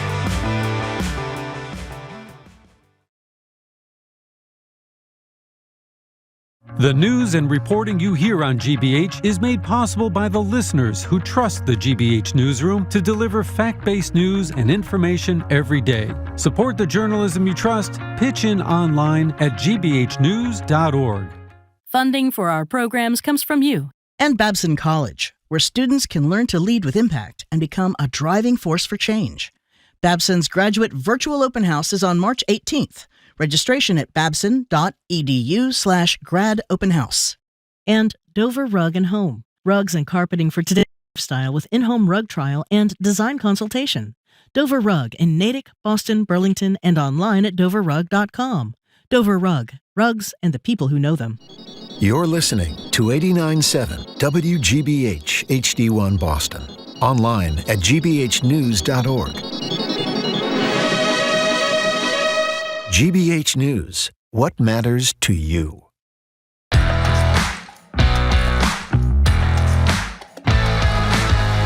Welcome to hour number 2 of Boston Public Radio, 89.7 GBH, Jim Browdy and Marjorie Egan, streaming at youtube.com/GBH News. We are not going to be at the library on Friday, but we will be back. We're still doing repair work down there. I think it's actually done now. I think it is too. But we're not going to be back until Tuesday, March 10th, when Mayor Michelle Wu will join us. And one more programming note, we're going to have the Governor of the Commonwealth with us on the 27th, also at the library. And there's only 2 days until we can all have to talk about daylight saving time again, because Jim just can't get enough daylight saving time. Well, let me just say, to make clear here, we will talk about it twice a year until Congress decides to make daylight saving time year-round. Okay. Thank you very much. We're joined now in Studio 3 by Priya Tahiliani. She is the superintendent of the Brockton Public Schools. Great to see you again. Welcome. Thank you so much for having me. Well, as Jim said before we went on camera here or on the radio or whatever we were doing. Whatever we do, yeah. You're here to talk about Brockton, but before, the first time I heard of you was this mess in Everett where the former mayor, who was just defeated in his re-election bid, went after you. Tell us what happened. It was a very challenging situation where, I had some disagreements, I guess, with the elected officials. What I will say about Everett is that it's an amazing community, and I had a lot of support from the students and from the staff. I can't say enough great things about Everett, but yes, I would say that the elected officials and myself didn't always see eye to eye.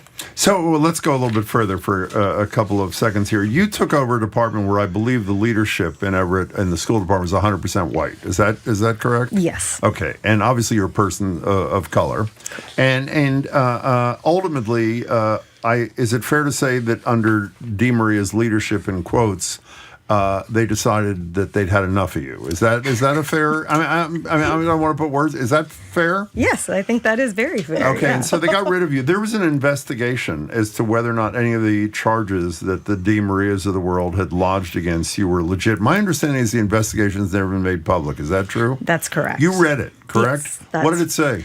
It cleared me of all charges. It said exactly what I thought it was going to say, which is that I had not created a toxic or hostile work environment. And you and your number two, if I remember correctly, don't worry, this is almost over, the Everett part of this. You and your number two sued the city, claiming things like racism, sexism, there'd been retaliation. Whatever ended up happening on that?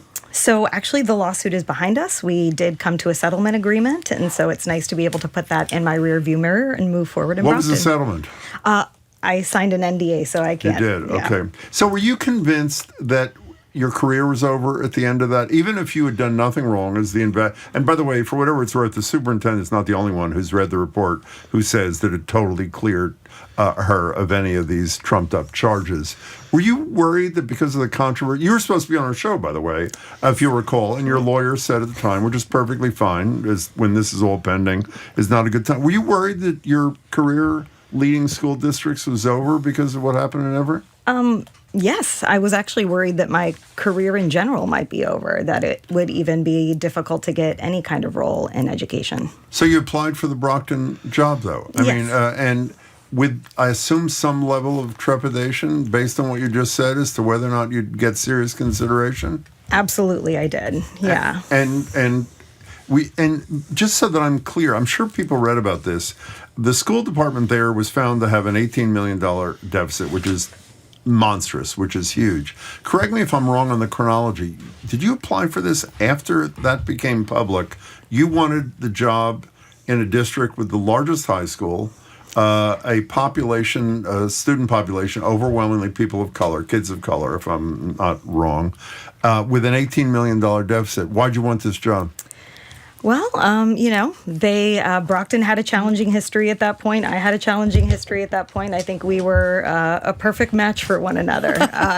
So I'm always ready for a challenge, and I think that they took a chance on me, and I really appreciate it. And hopefully that I have proven them right, and did what they charged me to do. And you've been there a little more year and a half so far. That's correct. Okay, so let's talk about Brockton. Let's talk about education. I am rather obsessed with education because I'm really worried that the public schools, people are losing faith in the public schools.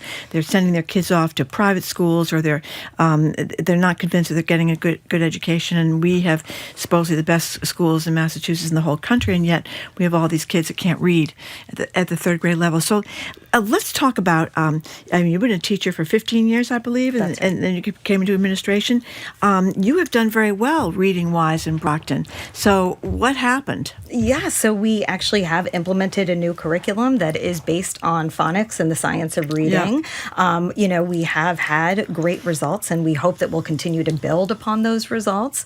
And so we have, implemented training in our district, and so I think we are implementing the curriculum with a lot of fidelity. And so when you go into our classrooms, it's actually really amazing to see all of the teachers doing, the lessons, following the scope and sequence, going over phenomes and digraphs. And so it's really wonderful to be able to see it in action, but then also to be able to see the outcomes. And you just had some, since Marjorie mentioned third graders in reading, while the state numbers, correct me if I'm wrong, on third graders most recently were not good at all, yours have been extraordinarily good, yes? Well, they are on the rise. I should say. Yes. Because a lot of people are still teaching the old method, which is what I wondered. How does that happen?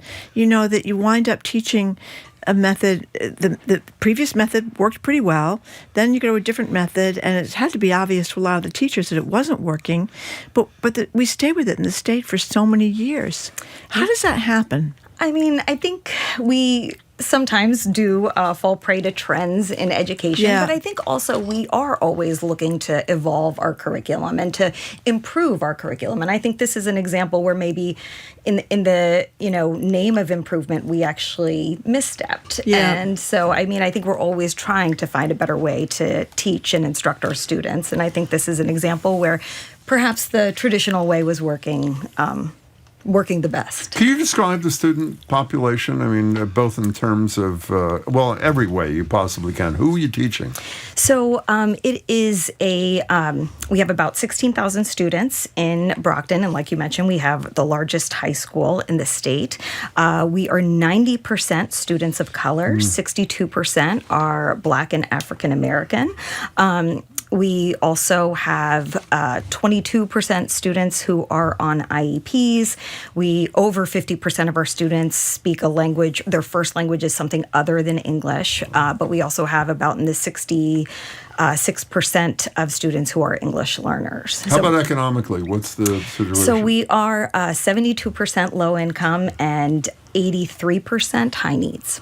So that's another thing I want to get to, because there's also this kind of assumption. I'm not an educator, but this is just my own education, my kids' education. This assumption that somehow kids that have English language learners, poverty at home, all those things make it more difficult, but there's kind of an assumption that it's almost impossible.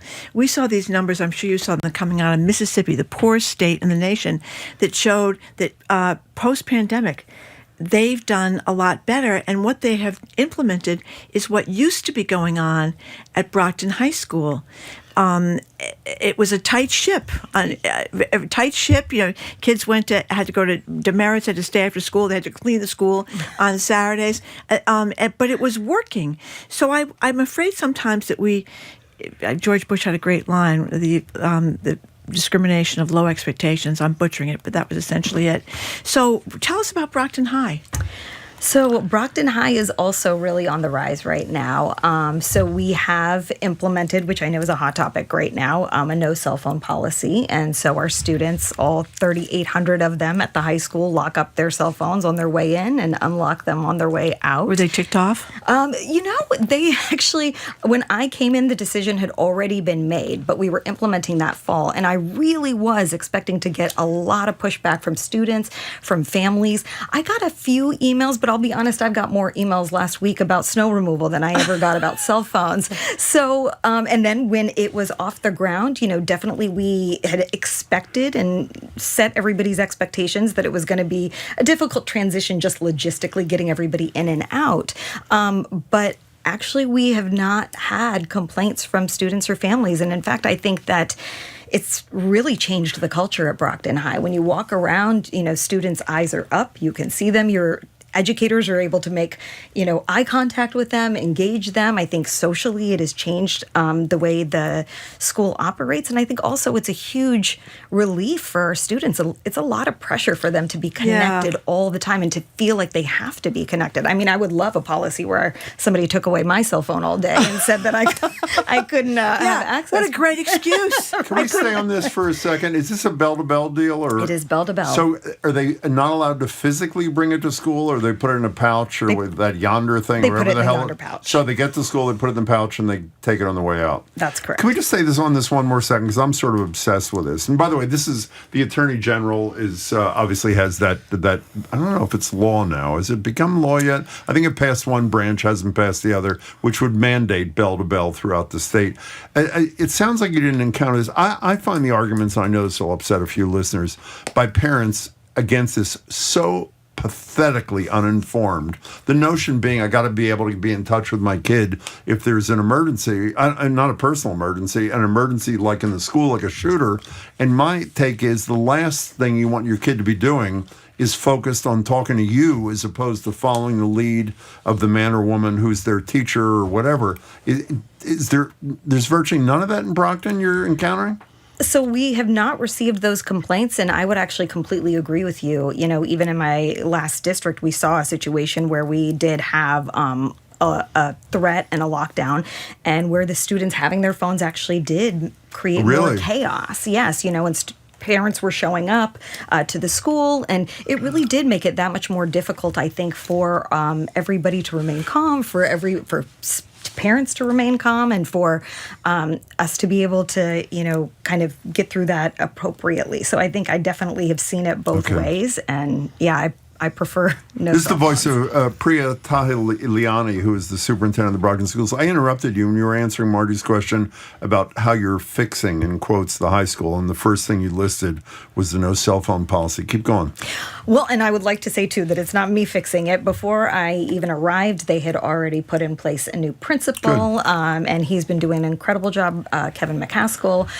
He also has, started a culture of introduced a culture of excellence at the school at the beginning of this year. He does a freshman orientation where he has the freshmen come in and really understand what the expectations are, but same for all of the students as well. And so I think you've seen a culture shift in that, students know what is expected of them, and we are kind of returning back to maybe the way Is Kevin McCaskill the same guy who was running in Boston, the Vogue? That's correct. He was the executive director at Madison Park. I was actually one of his teachers. Oh, really? Because Yes. we actually had him on the show. Oh, Do you that's remember? right. We did. Oh, I didn't realize it was the same gentleman. Okay, but keep going. So what else? So I think it's just, changed the vibe and gotten us to be able to focus on instruction. So we are, definitely a targeted assistance school. We're involved with the state. But I think when you at least shift the culture and take away some of those barriers, then we have the opportunity to really focus on instruction. And I know that's what they're aiming to do. We've actually implemented a high quality instructional materials in the ELA curriculum at the high school, which is really wonderful. ELA? Oh, sorry, English Language Arts. Oh, okay. So again, these literacy efforts are going not just from our K to 3, but all the way through the high school. So we hope to see gains there. Still there's still a lot of work left to be done. I'm not going to say we've got it all figured out, but I think we have built the right foundation, and hopefully we'll see, the gains. Jim and I have had a million fights about getting rid of the MCAS exam as a graduation requirement. I obviously lost. The voters got rid of it. How'd you vote? I voted against having the MCAS. Against having it as a graduation requirement? Yes, and I know that I'm in the minority here. Yeah. No, you're not in the minority here. You're in the majority right. here. Okay, here's my argument. Education. Don't you want to hear why? Yes, I do. Okay, why? So I am all for the fact that we need to have oversight, and there does need to be some standardization of how we look at our students. But I think for me, I think my greatest issue was really just the accountability. And this did not get rid of the accountability measures. But what you see in the MCAS is that the results are fairly aligned to demographics and socioeconomic status. I could actually, You don't need it, you're saying. Right, exactly. And then it ends up, I think, putting more pressure on districts that, like, I've always worked in districts that are going to be targeted assistance, that are going to be considered low performing. And I think sometimes it gets in the way of us actually focusing on the real work. And also, I think in some way, too, we don't think outside of the box when it comes to being innovative in education. We're not thinking about, project-based learning as much as we should. We are not thinking about authentic learning experiences. We're focusing on a 5-paragraph essay when we should be focusing on financial literacy. I mean, I know let's those see are if two Marjorie different attacks you subjects. like she attacks me. Here's the argument I always made, that you take it in your sophomore year and how it's supposed to work, and maybe it didn't always work this way, but if you didn't pass the test then, you would get extra help so that by the time you could take it again 4 more times. My fear was that if it was taken away as a graduation requirement, you would have kids graduating from high school who didn't have those kind of skills, and then where are they going to get them? And that was my fear. And it's from where I come from. I come from Fall River. It's like Brockton, that you get out of school and you would not be able to function in the working world because you couldn't read and write well So enough. what do you think of those arguments? Well, I think the onus is on school systems to make sure that they are meeting their competencies and that they are demonstrating proficiency. I just don't know that MCAS is the way to determine that. In fact, I think that it puts the onus back on schools to make sure that we are teaching the right standards, but not necessarily teaching towards the test. Okay, so wait. So superintendent, every time Marjorie and I have this argument, which is quite frequently, the response that she has not yelled at you, which is rather cowardly on her part, she always says, I'm a captive of the Mass Teachers Association. I thought maybe today I'd give you a break. Jim is in the tank with the Mass Teachers Association. Okay, excuse me, I was asking a question. Yeah. How these reforms, the stuff you've tried to do, or are doing to try to improve things, as you say, the third grade reading scores are already up, and you've made clear there's the MTA is way to against go. that, Jim. What? The So MTA is how reading. collaborative or non-collaborative has the teachers union been in your efforts to turn this thing around in Brockton? Well, I think that is also why the MTA may be against things like this. It's not necessarily that they're against the science of reading, but it's about making sure that there is teacher empowerment and that teachers actually have a voice in it, that it's actually been funded appropriately, that you actually have not just the curriculum dropped in your hands, but you've been trained appropriately. And all of those things don't just come with a bill that gets passed. And so I think that's where they're coming from. Whereas, we are trying to focus on making sure that our students are getting the best education possible. And this is where we have chosen to spend our resources. And I think the teachers have largely been on board. They have seen the results, but they've also received the training. Mm-hmm. And so I think this really did come from an effort that started with teacher voice, with teachers saying that it wasn't the kids weren't working. But I think that, from having been a teacher myself, I do think that having teacher input is really important and teacher buy-in is really important, because otherwise, I remember nodding along to curriculums and strategies and then going into my classroom and doing exactly what I thought was right for kids, whether that was what we were supposed to do or not. And so I think in order to make sure that we really are implementing appropriately, you do have to start with the education. So I was just going to ask you, Brockton's a working class town. What is the situation for after-school programs there? I'm sure there's a lot of parents working all the time. Yes. So one of the things that I would love to be able to do is to expand our after-school programming. So we do have after-school programs and after-school clubs. But one of the things actually we just were talking about at school committee last night was how we are going to implement more interventions in our after-school programs to really make sure that time is supporting our literacy efforts, supporting our efforts in math.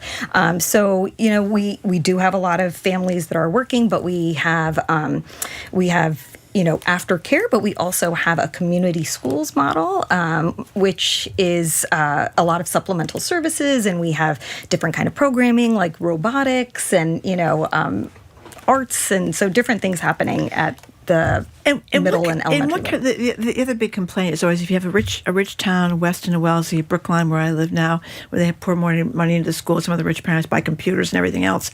You don't get that kind of extras in Brockton. So how's your financing? I bet you could use a lot more money.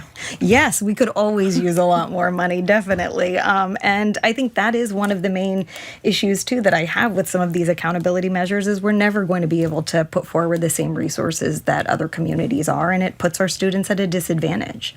Why? One of the reasons we were interested in having you, we met at the meeting of the Mass Association of School Superintendents, which is a wonderful organization run by an old friend of mine, Glenn Kuchar, and there were a lot of superintendents there and some principals. Do the urban school leaders like you collaborate and share?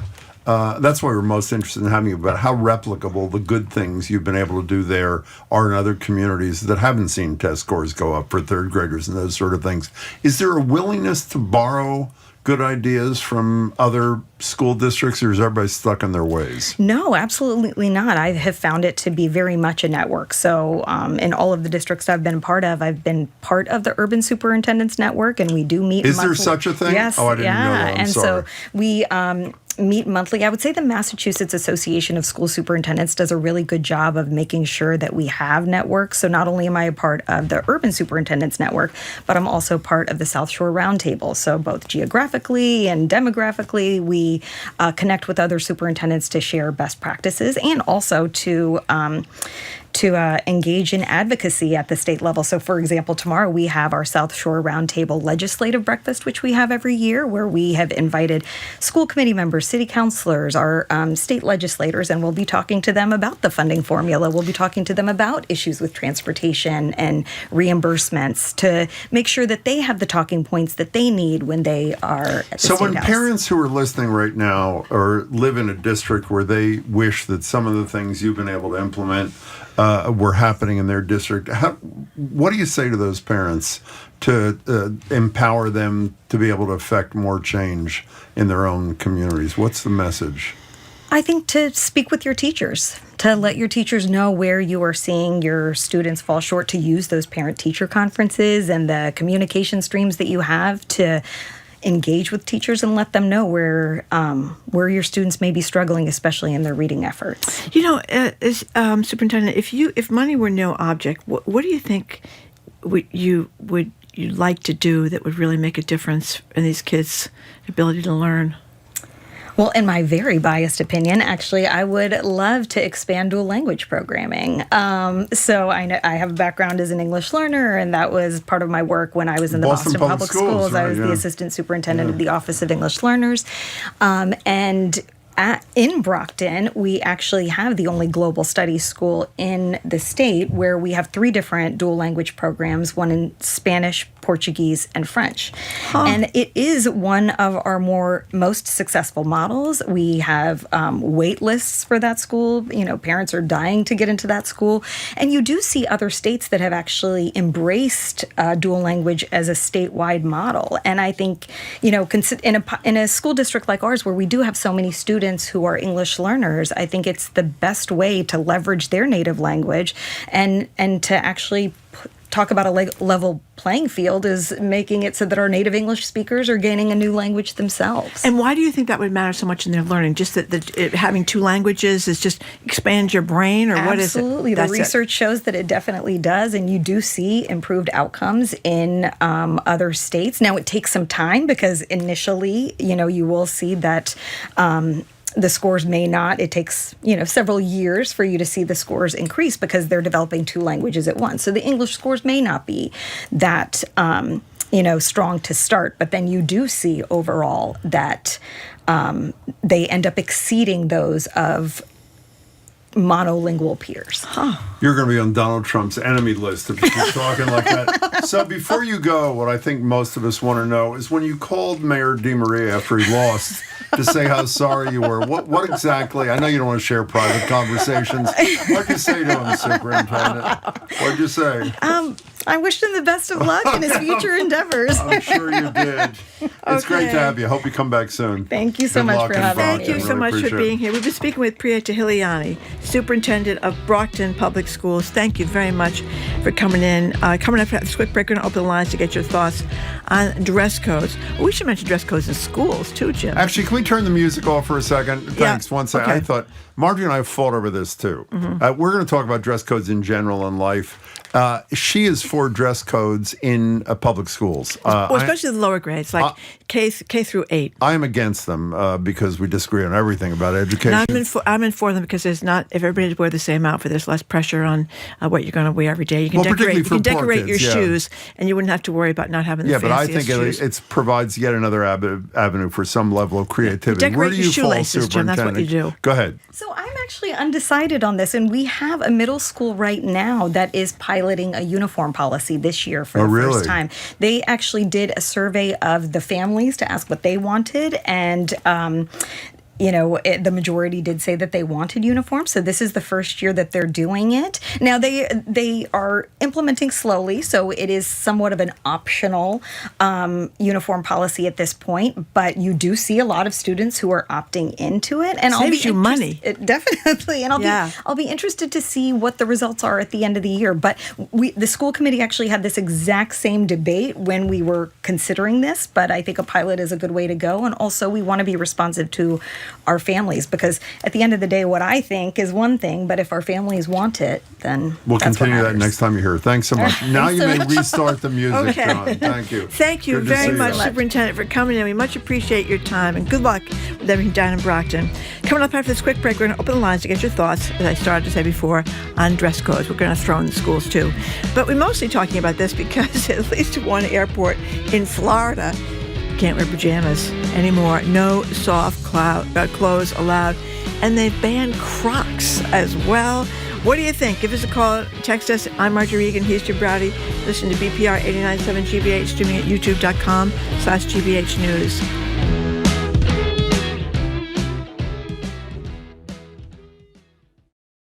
I'm Edgar B. Herwick III. Today on the Curiosity Desk, it has been 30 Since Pokémon first exploded on the scene, it's since become the highest-grossing media franchise in the world, dwarfing even Star Wars.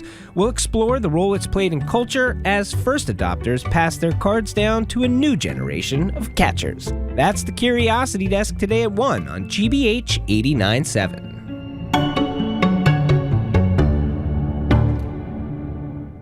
Support for our programs comes from you. And Brown University Pre-College Programs, where high school students prepare for college learning, experience college life, and make new friends from around the world in one of their 300 course offerings. precollege.brown.edu. And Addison Gallery of American Art, presenting Parasol Press, Breaking New Ground, a survey of the print publisher's innovative works that push the boundaries of printmaking. addisongallery.org.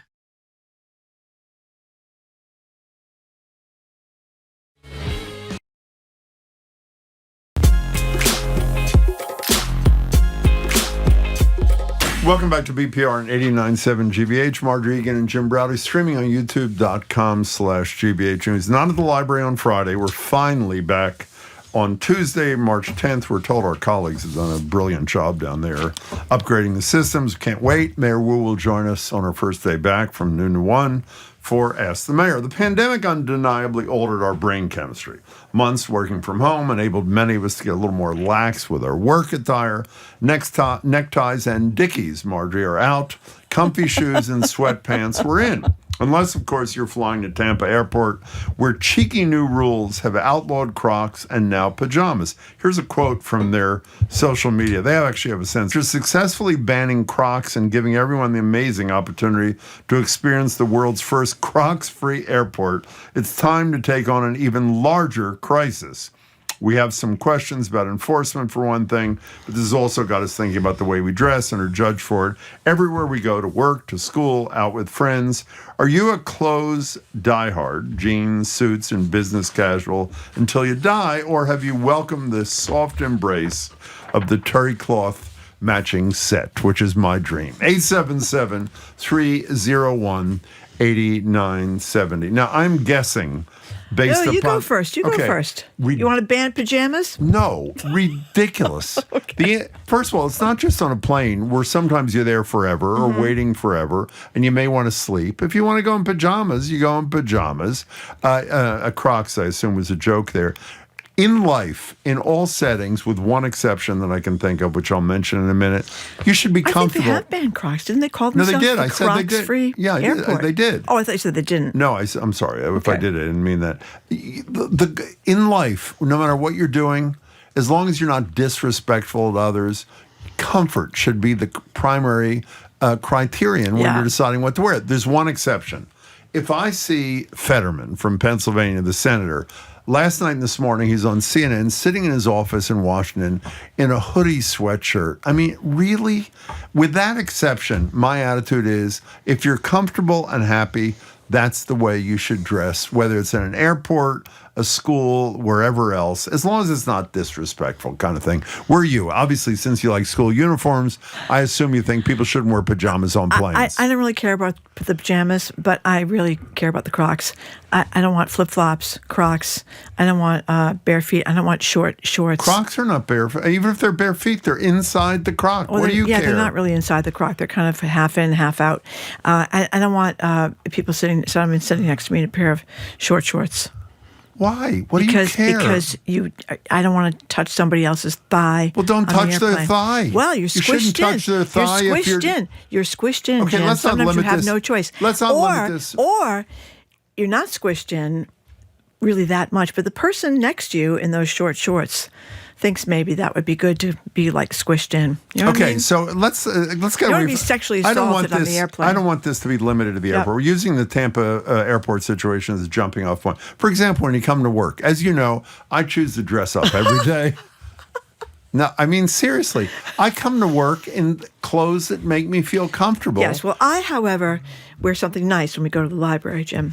You do, by I the do. way. You do not. I wear jeans. I wear jeans, and you think we've had this discussion off the air, never on the air. She thinks when we have a public official there, I should not be wearing jeans. Is that not your position? Well, I mean, the sweater that's kind of got holes in it, Actually, I had a patch. So I did have a patch.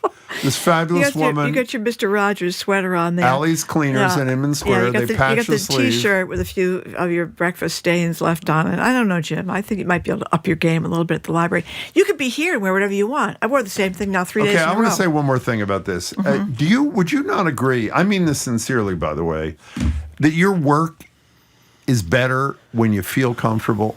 Do you not? If you feel like in all ways comfortable, you may have a cup of coffee by your side. You're in a relaxing sweatshirt. So are you jeans telling me or you wouldn't feel comfortable in a clean shirt and a nice sweater? I never. I love don't. those 3/4 things. Let me All tell the you men are something. wearing the 3/4 things. I never, now. ever wear a shirt 2 days in a row. Ever. 2 times before it's cleaned Really? or washed. Never. So despite your disparaging comments, No, I never do that. I'm saying sometimes somewhere between 7 o'clock in the morning when you show up here and 11 o'clock when you go on the air, there's a few mishaps. Well, if it turns, but if I had a tie and jacket, there'd be mishaps too. By the way, you know what I'm going to do when we go to the library on Tuesday? Just so you know, I'm wearing short shorts. Let's see how you feel about that. When Jim used to be on television in the early days, it was hysterical. People would wear, of course, he had to wear a suit and jacket. Not a suit. I didn't wear a suit ever. Sport coat. Jacket and a sport tie. coat. I did. But the lapels in the sport coat hadn't been ironed in like 20 years, and they kind of flipped up like the flying nun sort of thing. Some people said it looked like Jim the flying looked like nun. He had wings.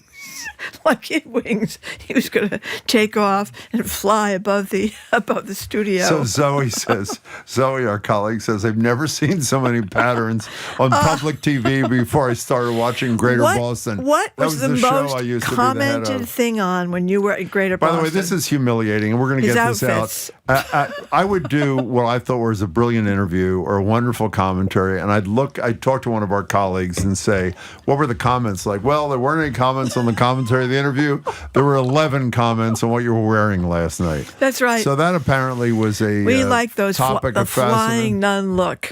877-301-8970. What do you think, Anne from Wellesley? Should we ban pajamas and Crocs and flip-flops at the airport? No, let's not stop with the airport. Should people dress comfortably wherever they are? Hi, Anne. Hi. Hi. I want to just say I went to school for 8 years and had to wear a uniform. So every morning you got up and you knew exactly what you had to wear. Yeah. No angst about it, and off you went. Then for my final 4 years in public high school, every morning I had to think, what am I going to wear today? So you're a uniform, you prefer uniforms? It was made my life much simpler because you knew what you had to wear, and that's what you put on, and off you went. Well, there you go. There's another vote for uniforms. It saves so much competition among the kids, too, because, they have to worry about looking cool. Did you ever have to wear uniforms? No. You didn't? I never. Okay. I went to public school. Well, actually, they used to have, some of the public schools in Boston used to have uniforms. The Trotter School, I think, had uniforms. Yeah, it was nice. The kids, it was kind of a pair. They just had navy sweater, navy pants, or khaki pants, navy sweater, and it wasn't a big deal. And I think the big thing is it saves a lot of competing and a lot of money. What if GBH said? What if it was a director from the boss that said we had to wear GBH uniforms to work? What do you think? Little GBH pullover. Little GBH sweats, GBH socks. Nice I have PBS socks. I have actually. PBS socks too. They're just the best. I They're think I have them darling, on today. actually. They're orange. They're darling. Yeah, Let's go to Mary in Winchester. What do you think, Mary? Talking about dress codes. Hi. Hi there. Hi. First of all, you might be surprised to know that, Jim, I listen daily, and 9 times out of 10, I side with you instead of Marjorie. Thank you. I know I'm in the minority. But That's okay. That's all right. Dress code and uniform are not interchangeable. I am anti-dress code because as a retired teacher, I found that even teachers made judgments what their children, their students in front of them based on what they were wearing and how their hair was combed and if they were cool clothes or not. Uniforms, I'm all for it. It removes all prejudgment. Also, I think that with dress codes, they can still be sexist, misogynist. They can still be, girls still have to wear certain things that boys do not. So uniforms, I'm a vote for uniforms all the way. That was Mary, a thoughtful thank call you. there, Mary. Thank you very much for the call. I have another one for you. Just thinking about schools, and Mary said former teacher. My two daughters, my other daughter who doesn't live in town, the two daughters were in town the other day. They went to dim sum Saturday morning with one of their favorite teachers from the Cambridge Public School system. Oh, that's nice. Excuse me, that's not the whole story. Who was nice. Not only is he a wonderful guy, and can I say his name? Sure, Fred Park. He's brilliant. He's still in the school system there. He was also named by the former president of the United States, Bill Clinton, as National Teacher of the Year. Wow. You know what Fred Park wore to school every single day, including snowy days in winter? A uniform? Shorts. So, one of the best teachers we've ever seen anywhere, not just in the Cambridge Public Schools, but everywhere. Should he have been told you can't do that? That's inappropriate? It depends on the cut of his shorts. It depends on how short they were. Not short shorts. Okay, that's if you want to wear them down to your knees, I don't care. You're okay with that? But it's the provocative. When I wear shorts to the show, you make fun of me every single time I do that. Well, okay. 877. I know Fred Park. You're no Fred Park. Thank you very much. I don't know Fred Park. Sometimes it's a question He's of the a rather legs. good-looking you know, guy. that some people think that the legs should not be really hanging out there. You know what I mean? Yeah. No, I don't know what you mean. If you're comfortable, you're comfortable. I mean, that is by the way, I'm not being facetious about this. I know for a fact why don't you just wear when I feel comfortable. Why don't you just wear a sweatsuit every day? Because the one time I did wear a sweatsuit. When we were on commercial radio, I not only wore a sweatsuit in one day, but it was like purple. It was like berry collar. So I was a vision in purple from head to toe. And I don't know what our show was like 4 hours long then on commercial, some horrible thing. And I was eviscerated by every listener. You just looked like by Marjorie. Looked like Man Mountain Grape. That's what you looked like. You. I was comfortable. And many people say it was the finest show I ever did. Okay. When you looked like a grape. Billy. Who just typed this note on the screen? Zoe said, "Is this real? I'd like to know the exact date and time, please." It was true. It was unbelievable. I couldn't believe it when I saw him. Yeah. Oh my God! Well, I have to say, even I couldn't believe it when I saw me. That was. Jim's also got a fine pair of like orange shoes. Those Hokas that are like. Can I tell you? And a lot of people comment on those in a very positive way. They see them from a mile away. But can I tell you? I'm not wearing a sweatshirt. I want to say this here. Light up the sky. I'm wearing jeans today, Hokas. Yep. I have a T-shirt and a cardigan zip sweater, which is totally, no, that's not my point. Yeah. I'm totally relaxed. Well, that's good, Jim. I feel totally comfortable. And as a result, my work product, I would say, is really, really extraordinary. We got to take a break before we continue this. Okay, 877-301-897. We're talking about clothes. 70. We're talking about clothes, and basically want to know if Jim should wear short shorts this spring. Or a purple sweatsuit. Purple sweatsuit. That's right. We'll be right back.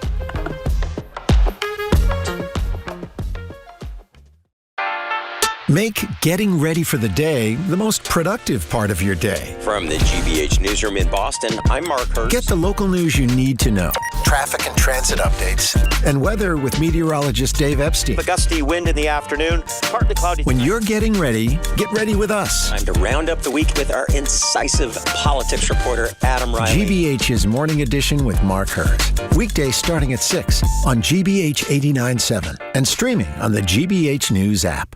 Our programs are made possible thanks to you. And Biogen. For nearly 50 years, Biogen has been committed to advancing biotechnology innovations to develop new medicines for people with hard-to-treat diseases.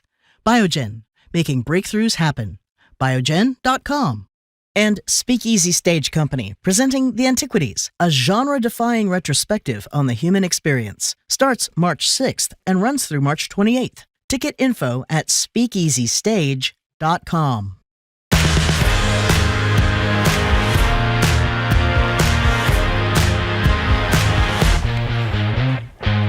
Welcome back to Boston Public Radio. Marjorie Egan and Jim Browdy, streaming at youtube.com/GBH News. We were inspired by a story out of Tampa. The Tampa airport, which had prior to this banned Crocs at the airport and on planes, has now banned pajamas as well. And it got us to thinking about dress codes for not just how you fly, but whole swaths of parts of the world, and whether or not dress codes make sense or comfort should be the major criterion. The number is 877-301-8997. I want to say one more thing I forgot to say. What? And this is a serious comment. After you ridiculed me for I think 4 hours about my purple sweatsuit. This is a true story. I was so traumatized. I never wore it again anywhere. Forget wearing it to work with you. That was a good choice. That was a good choice. Okay, Cynthia from Auburn knows what I'm talking about. I once had to sit crammed in an airplane next to a sweaty, hairy man wearing short shorts and a tank top. He was probably happy and comfortable. Me, not so much. Cynthia, that's what I'm talking about. Do you know that a lot of airlines, I didn't know this till this morning, but I guess maybe I did. A lot of airlines have dress codes about what you can't, like apparently you can't wear something that's too revealing. I don't know how you decide what's too revealing and what's not too revealing. Oh, I didn't know that. Like if Chappell Roan wore that dress she wore to the Grammys, that would probably not cut it. That was really something. That dress was really something. By the way, you know what I want to do? I want to make Jim Jordan wear a jacket. He always wears... It's like Fetterman with a sweatsuit. What is the message? That I'm somehow more tough of a guy. man I'm a man's because I don't have man. a sport coat on? Yeah. I mean, is that the message he's trying to send? Yeah. I don't know. I don't get it. Let's go to Mike in Boston. Hi, Mike. You're next. Hi. Welcome, Mike. Hi, how are you guys? We're excellent. Fine, thank you. Good. So I'm just, big fan of you. Thank you. And I really like the subject you guys talking about because it's very important for all of us right now to know what we have for heavy closets because with what's going on right now, everybody will need to a heavy coat so we can, if we couldn't heat our houses, everybody will have to wear his heavy coat. So. Okay, we're in favor of heavy coats. In winter, like heavy coats. We're pro. I want to be clear, Mike. I know I speak for Marjorie here. We are pro heavy coat in cold weather. So we're with you, Mike. Thank you for the call. Appreciate it. You for heavy coats? I think it's going to be warm this afternoon, though, isn't it? It's going to be in the 60s next week. I can't believe it. Now, Peter Mystic is very upset about yoga pants. He says, I don't object to people wearing PJs at the airport, but anybody wearing these yoga pants outside of a yoga studio should be arrested for public indecency. Because you can see their private parts, essentially, can't you? I mean, I don't know. They're rather tight, are they not? Well, they're spandex. Would you be okay with someone that you don't like short shorts? You're sitting on a plane. The person next to you is in spandex. They're not skin to skin, Jim. They're long. They're long. Yoga I understand pants are that, generally but below the knee. They outline your. The outline is not my concern. As Cynthia from Auburn said, it is the sweaty, hairy person and the perspiration and the skin to skin deal. Okay, fine. You know what I mean? Well, you could be in a 6-hour flight to California. I heard you. Okay, be horrible. Okay, Becky from Scituate. Hi, Becky. Hello. Hi. First time caller. I'm calling from the car. We love that. Thank you. I wanted. I am the parent of a transgender student, and it's probably not something that's often thought about when you think about uniforms or particular prescribed ways of dressing. Mm-hmm. But I think that I would want to know if uniforms were going to be required, that there were options for students that not all girls had to wear, biological girls had to wear skirts but could wear pants, or vice versa. I feel like that's one area that causes a lot of stress and anxiety for gender nonconforming students, is having to dress in a gender that they don't identify with. Well, I'm hoping that's a really good point that we hadn't addressed. Yes. I hope, with the exception of the Trump administration, everybody would agree with you. It's a fine point and a fine topic for a first call, and we hope you call us again, Becky. Thank you much. I assume you would agree with Becky. Yeah. Yes? Oh, I would certainly think. Yeah, and I have seen or skirts, but I don't know what the rules are at every single solitary school too. Okay, 877-301-8970. Marjorie's reading the text, I am reading will the text, so go talk ahead, to the Jim. callers. Billy, you're in Holliston. You're on BPR. Welcome to the show. Hi. Hey, guys. Thanks. Thank you. So my grandmother lives in a retirement home, and she told me last week that there is a kind of almost a petition going around with the men that live there, because at night when they go down to the dining hall, everyone has to dress up. It's white tablecloth. And I guess because it's white tablecloth, you have to dress nice. So the men have been kind of getting around it by starting to wear black jeans instead of their black dress pants. And that's been frustrating some of the women because they said, well, they should be dressing like we are too. So now the men have a petition going, and they're going to meet together and discuss what the standard is for what they should be wearing. The women have no say in this whatsoever, but the men will decide if they'll be comfortable or not. How's your grandmother feel about this, Billy and Holliston? Well, she thinks since there's white tablecloths, they should be dressing nice. I had a feeling that was the case. And does she dress nice? Oh, she dressed wonderful, yes. I knew she would. Billy, your grandmother would be proud of the call. Thanks so much. Say hi to her for us. Let us know what the outcome is, too, with the petition. We have a lot of pro-uniform people here, Jim. Okay, go ahead. This is Mike from North Carolina. I am with Marjorie. We have become a nation of sloth. Oh, that's the wrong one. Oh, well, he was saying he's tired of dirty flip-flops in school, so he's not a fan of flannel pajamas. But the one I was going to read, too, was I went to Catholic school from kindergarten through college. I wore a uniform from kindergarten through high school. I'm one of 10 children. I grew up with hand-me-downs. It was a relief to wear a uniform every day. On the rare days they let us wear our own clothes, it was very stressful because she just had a bunch of handy-downs. So she thinks it's better for the kids to eliminate that comparison of who's wearing what and why. By the way, the only argument for the school uniform thing, I think, is that one. I mean, particularly for low-income kids. And you're often made fun of because of what you wear or what you don't wear. That's a decent argument. Now, another person says they shouldn't take away the Crocs at the airport in Florida because this person claims, I am wearing mostly Crocs all the time as they're the most comfortable thing for my bunions and my Morton's toe. Well, that's beautiful. Thank you. We can leave that there. It stands on its own, too. Remember our coworker with the Crocs with the socks? I do. Yeah. We can say who it is. We love this guy. Hank Morris. We love Hank Morris. One of our favorite coworkers ever. Crocs with socks. That's right. By the way, someone just wrote and said the school uniform where their kid goes to school, you know what it is? Purple sweatsuit. Were you aware of that? That is the... And people really put a little school insignia on the lapel or whatever you call that, the breast thing there. You know, we have some people here who really pay attention. Listen to this from Kate and Newton. She said, if anything, Marjorie's a consistent redress code. Doesn't she wear the same black dress to every event? Actually, it's not true. I have a new one. Marjorie got a new one. I got a new one. I have to say, seeing a lot of that. We've been on the air together 27 years. I think it's fair to say the first 25 years. Is this unfair? Same black dress. First 25 years, black dress, very attractive. You went and bought some textured skirt some and textured skirts. Top. I am really... And it gets better. Not only does she wear that to everything now, you have several of them, do you not? I have several. So you really have done it up. That's right. How do you feel about... Different colors. How do you feel about dress codes there, Ed? Depending on the situation, I guess they're okay, but mostly it's nonsense, right? But, listen, I went to Catholic school for 12 years. So you wore a uniform? Not only a uniform, but also the threats and the principal of my high school once cut my hair, the back of my hair, because it was over my collar. So the rule was not just uniform, but your hair could not go beyond your collar. So the back of my hair got cut by Sister Bednar. Sister Bednar. Does she know you have a radio show now? That's a great. I think you should call her up and ask her if she's sorry.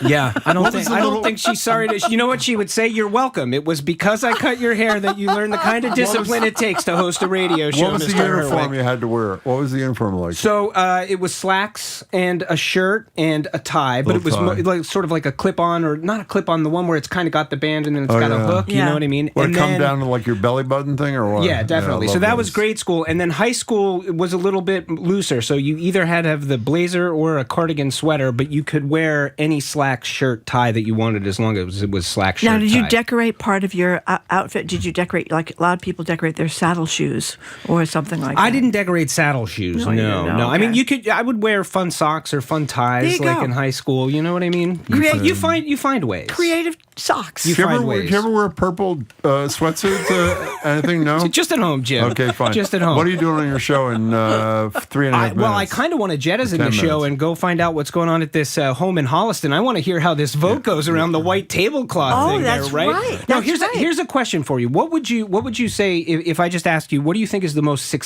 financially successful media franchise of all time? It's that radio thing that, what's the name of the right-wing radio thing that... Clear Channel? No, the thing you talk about all the time. Sinclair? Sinclair, is it Well, them? I mean, that's a company. I'm talking about like a single franchise, like a Star Wars kind of thing. Oh. The answer is Pokemon. Pokemon. By the way, I love Turns 30 this week. So my kids loved it. We're going to talk about Pokemon, and the phone lines will be open. I know there are some Pokemon fans out there. We want to hear why you love it. Okay, that's a good one. That's a good one, Edgar. Thank you very much for tuning in today. We're going to be back tomorrow, but we're not going to be at the Boston Public Library. We're going to be here in Studio 3. You can keep up with us through our podcast or check out the TikTok page at Boston Public Radio. We're going to be joined by Chuck Todd tomorrow. The United Nations Olga Cherevko is going to zoom in from Gaza. Telling us what's going on there. Massachusetts Secretary of Public Safety Andrew Cabral and GBH's Jared Bowen. We want to thank our crew, Zoe Matthews, Nicole Garcia, Hannah Loss. Additional support from Ronan Keene. Maddie Gaia ran our YouTube stream today. Our engineer is John LaClaw Parker. Our executive producer is Jamie Bologna. Stay tuned to Edgar, the Curiosity Desk. All you Pokemon fans. 30 years old. That's 30 incredible. Years old, yeah. He's going to start right after us, and then the Culture Show with Jared Bowen starts at 2 o'clock. Jim, I hope, do you still have the purple Well, actually, purple it's funny you say home? that. Marjorie just passed me a note and asked that when we return to the library on Tuesday, she would like everybody in attendance to be in a purple sweatsuit. Okay. Which is fine with me. That's great. I'm Marjorie Egan. I'm Jim Browder. Thanks so much for tuning in today. Bye. Hope you have a great day and hope you can tune in tomorrow. Bye.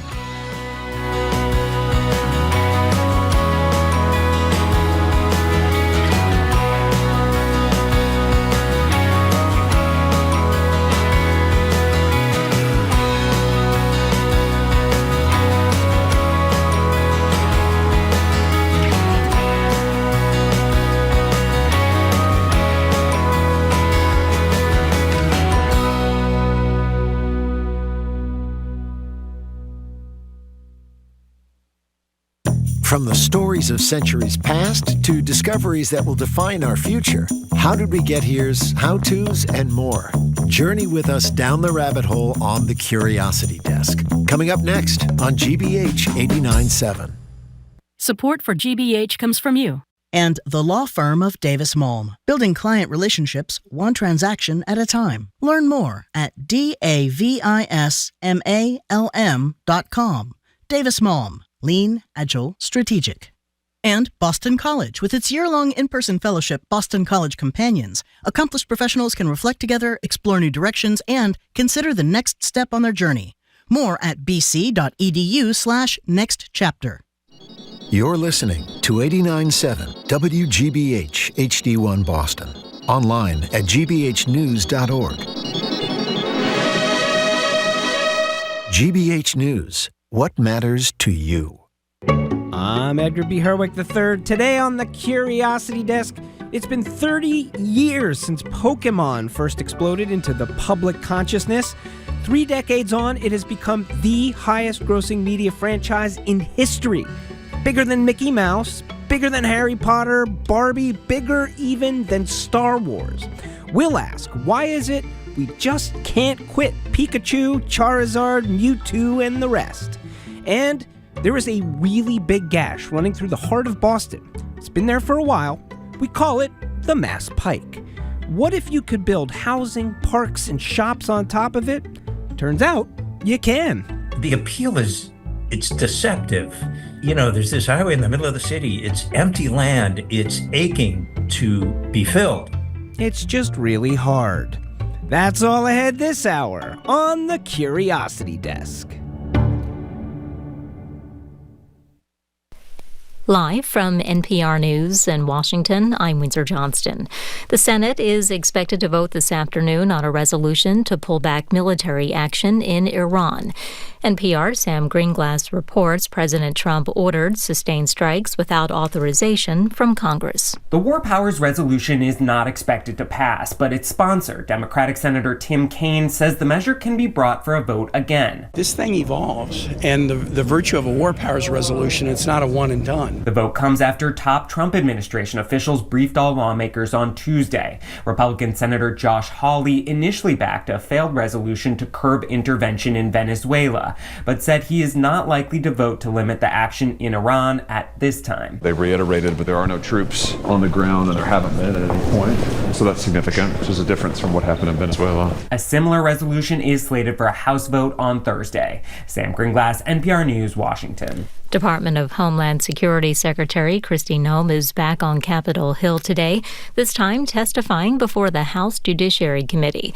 In a heated exchange, Democratic Congressman Jamie Raskin repeatedly pressed Noem about her description of 2 U.S. citizens who were shot and killed by federal immigration agents in Minnesota. You didn't wait for the investigation, did you? You didn't wait for the evidence. You proclaimed that they were domestic terrorists at the time. Why did you do that? And you didn't wait to attack our law enforcement. Why did you do that? Going into a dangerous situation. Why did you call them domestic terrorists? Our ICE officers and our HSI officers that day risked their lives to protect that scene. So evidence could be reclaimed. So it could be used in the investigation.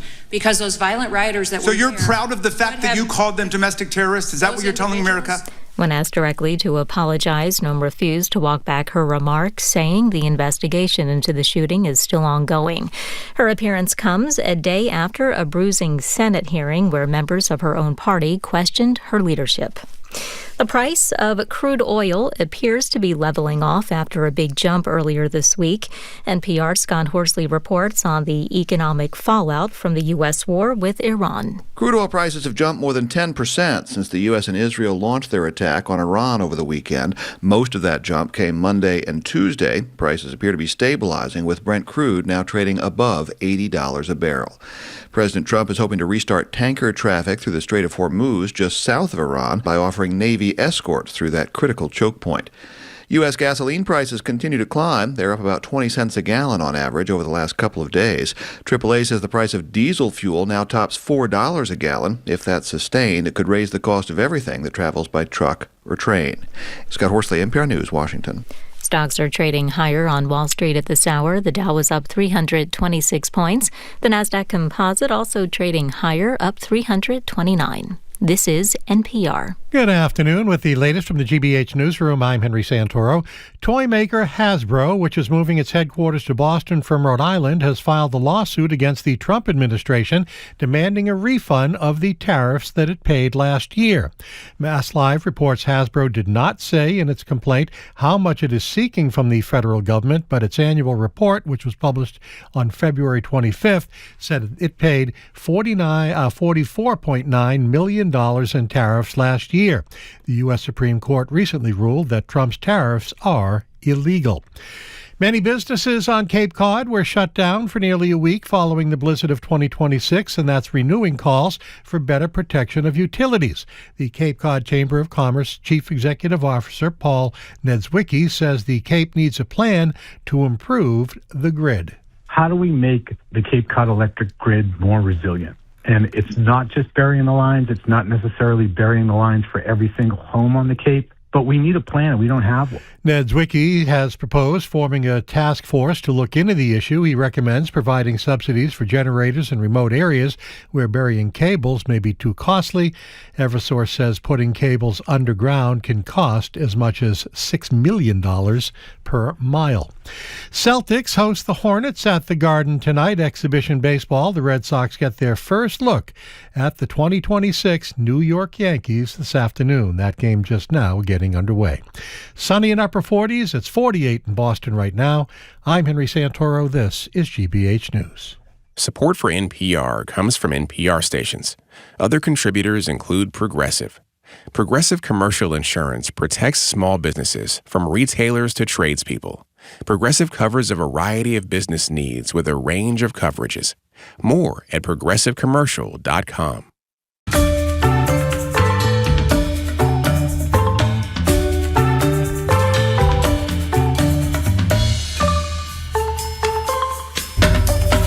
You're listening to the Curiosity Desk on GBH. I'm Edgar B. Herwick III. We're streaming live at youtube.com/GBH News. On a seemingly normal day 30 years ago, a horde of strange and strangely cute creatures descended upon Japan. These cute little guys infiltrated a nation of Game Boys the world over on a game called Pocket Monsters. Flash forward to now, Pokemon has evolved into the highest-grossing media franchise in human history. That is from the video games, anime, manga, movies, merchandise, and of course the trading cards, some of which have fetched millions of dollars on the collectibles market. Now, a lot of those original fans from the 90s have since passed their love of Pokemon onto a new generation of catchers. And I just want to say, if you have a fond relationship with Pokemon and want to weigh in because we are going to be talking about Pokemon, call or text us at 877-301-8970. To help us in this conversation right now, we're joined over Zoom by Daniel Dockery. He's a freelance writer and author of Monster Kids, How Pokemon Taught a Generation to Catch Them All. And Heather Cole, who's a teaching associate professor in game design and interactive media at West Virginia University. Heather, Daniel, welcome to the Curiosity Desk. Hey, Edgar. Yeah, thank you for having me. Yeah, absolutely. All right, so I want to start somewhere in the beginning, sort of the first phase of Pokemon. We go back 30 years, and them essentially a quick toehold and world domination almost immediately. Heather, can you take me back to the early days of Pokemon and how they were sort of released into the world and what happened in the immediate aftermath? Okay. I can get you some of that, and I'm sure Daniel can fill in too. So from what I remember and from what we think about in game design, we had our developer that really enjoyed collecting bugs. And so it came from this fascination of just collecting insects, and he wanted to bring that out to other people. And they started making this, for a little while, it didn't just happen overnight. There were some issues along the way, but when it did take off, it definitely took off in a big way. I remember when I was very young and watching all of the Pokemon series, and then also seeing the cards come out and so forth. Those are the very start of what I'm thinking about. I remember the original game as well. Yeah, original game, cards, and television series, animated series. You're sort of hitting that triangle. All within the first year, I believe. Daniel, fill in some gaps for us. What do you recall happening, or in your research, what have you learned happened in those early years? So the creator of Pokemon, Satoshi Tajiri, as Heather talked about, loved collecting bugs, grew up collecting bugs. As a teenager, he became a fan of video games, of technology, and those two interests kind of melded, one an obsession with nature and another an obsession with technology, to kind of form the basic ethos of Pokemon. When it was developed for the Game Boy, as Heather can attest, video game console lifespans tend to last about 7 years or so.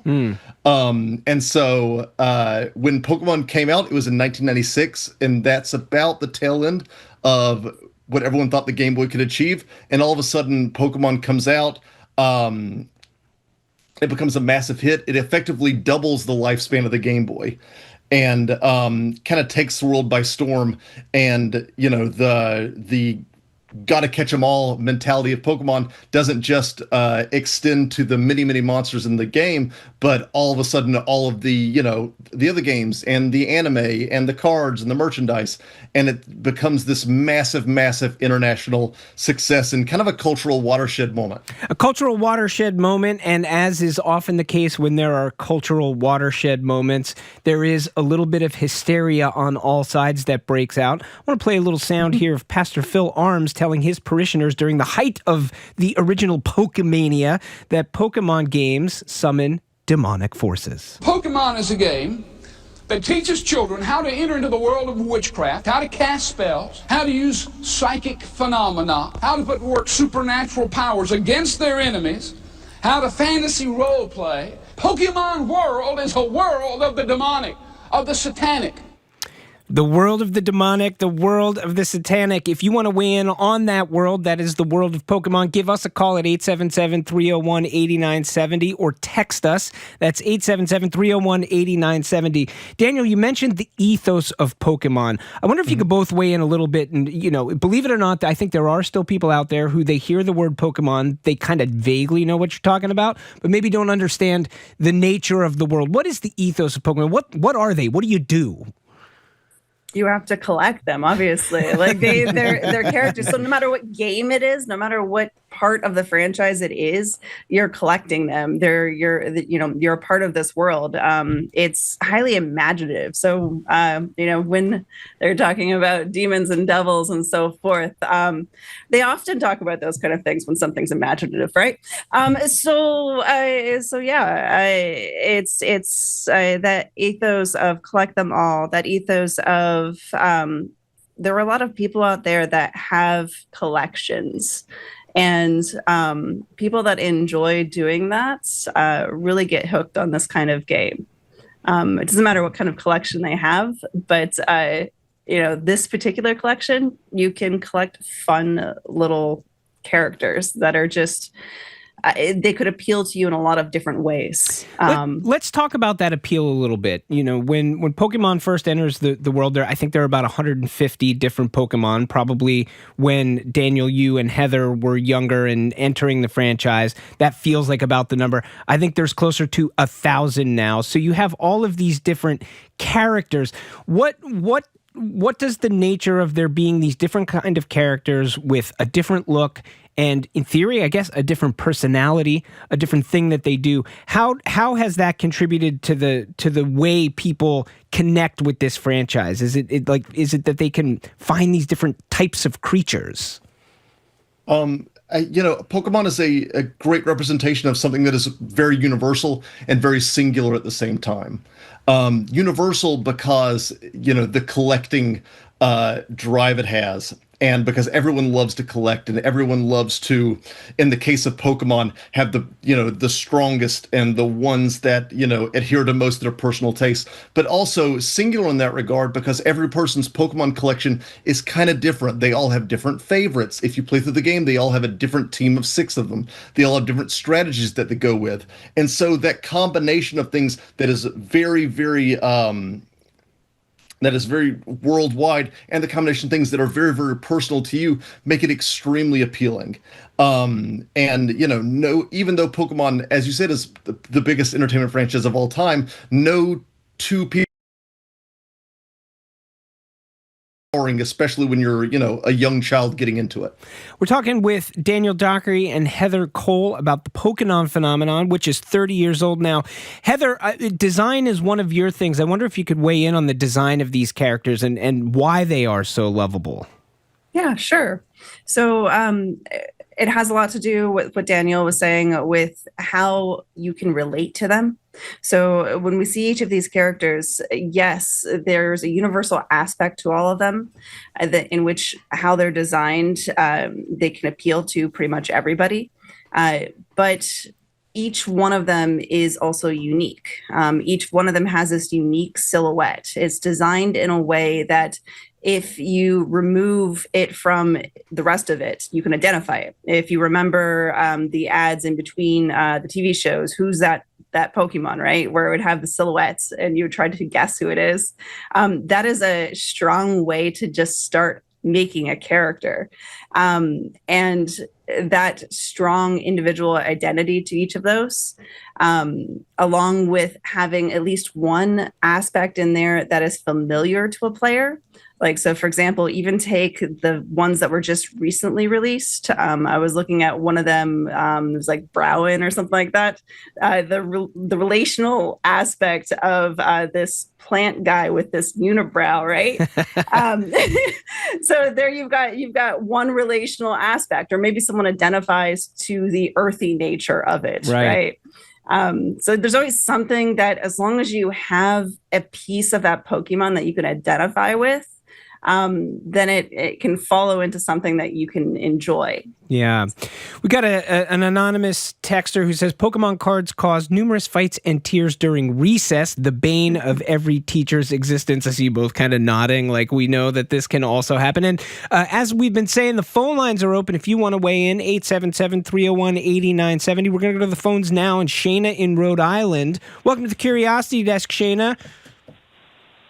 Hey.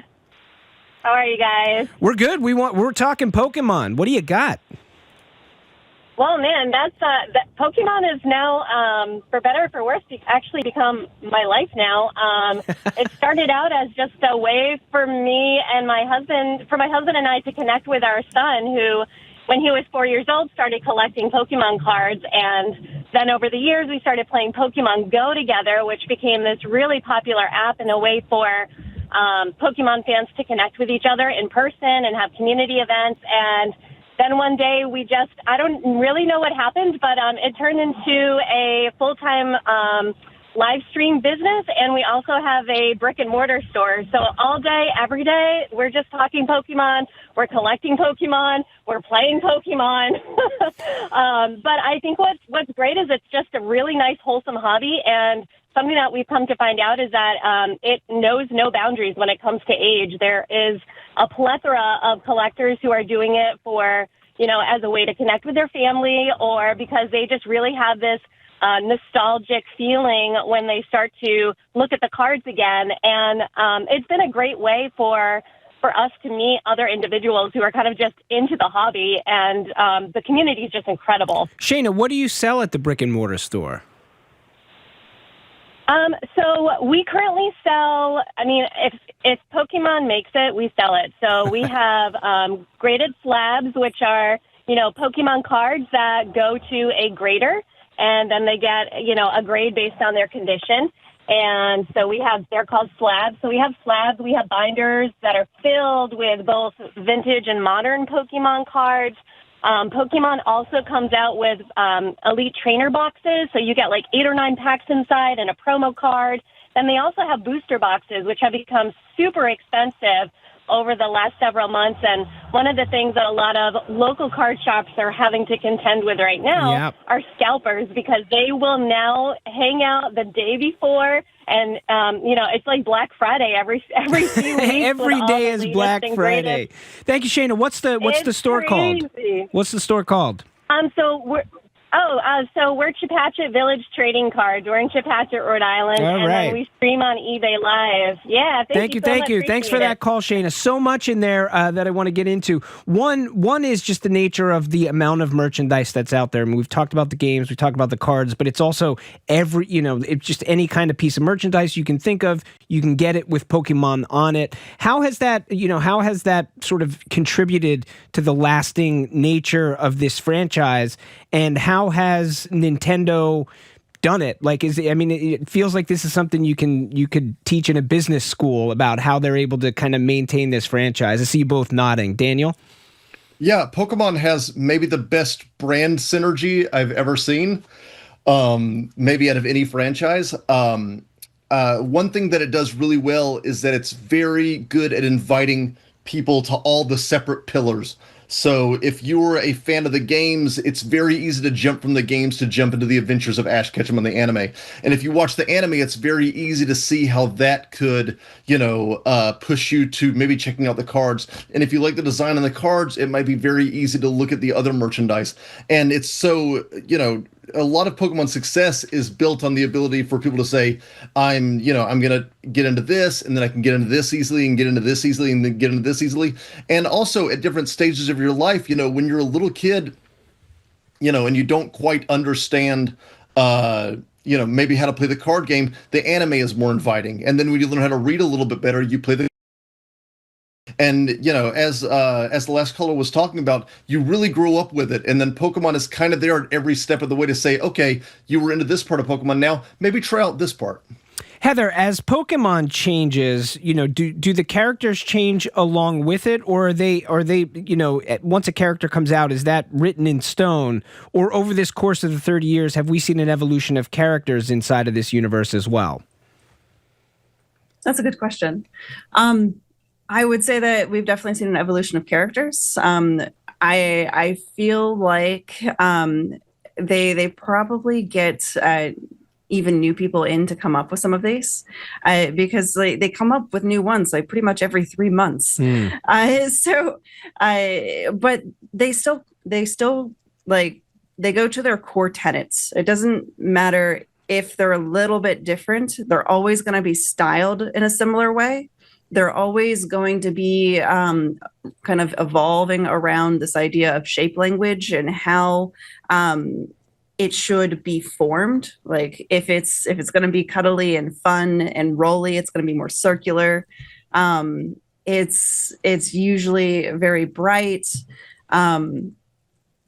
over time, I think they've been able to kind of pick a lot more nuanced items that people can relate to.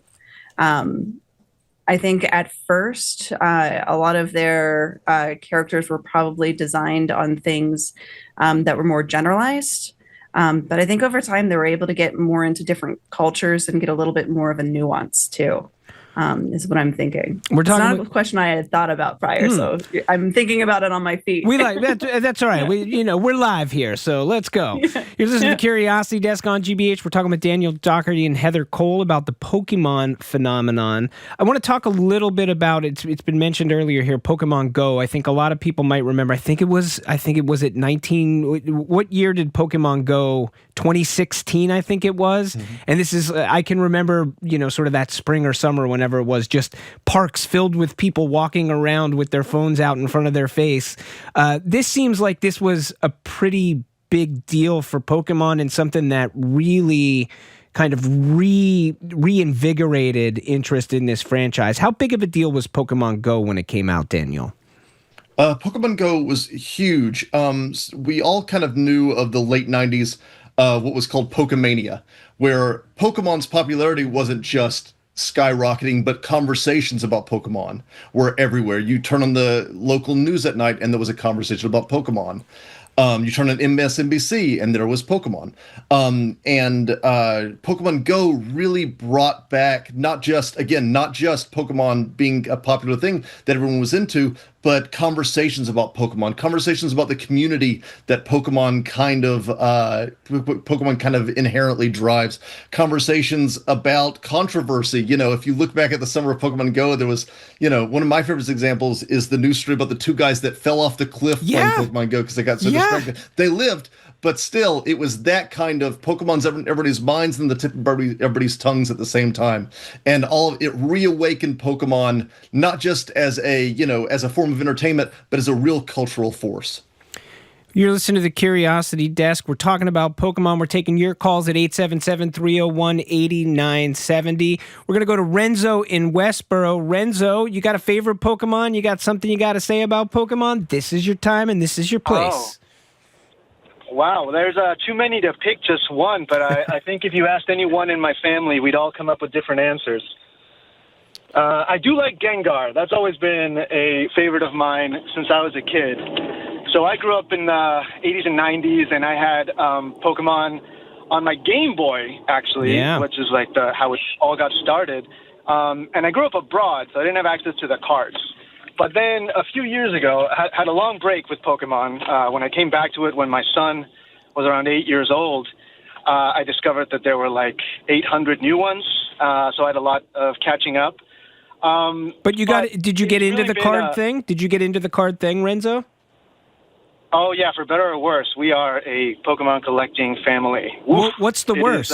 What's the worst part of it? Oh, well, it can get pretty pricey, like any hobby. But, Heather's on the screen going, money, money, money, money, right? Yeah. Oh, yeah. My family has spent too much. Part of it, yeah. Part of it is, too, that the temptation to start looking at it like an investment when there was the whole, and Pokemon comes in cycles. I'm sure the experts would know with the way that pricing has fluctuated wildly over the 30 years. But during COVID, there was a push for people to find their old collections in their attics and their parents' attics, and then there was a lot of speculation and markets kind of went crazy. Now we're seeing it again for different reasons, but I wanted to say that I've encountered that. I've encountered like walking into a Target and seeing the hordes of people that seem to have memorized the distributor's schedule, and they're there to wipe out the whole store and then resell it outside the store.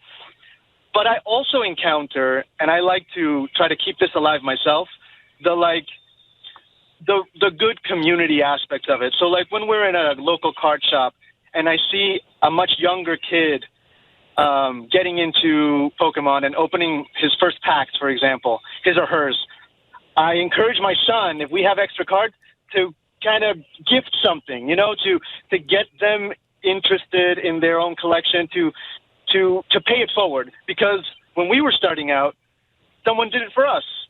That's beautiful, Renzo. I love that.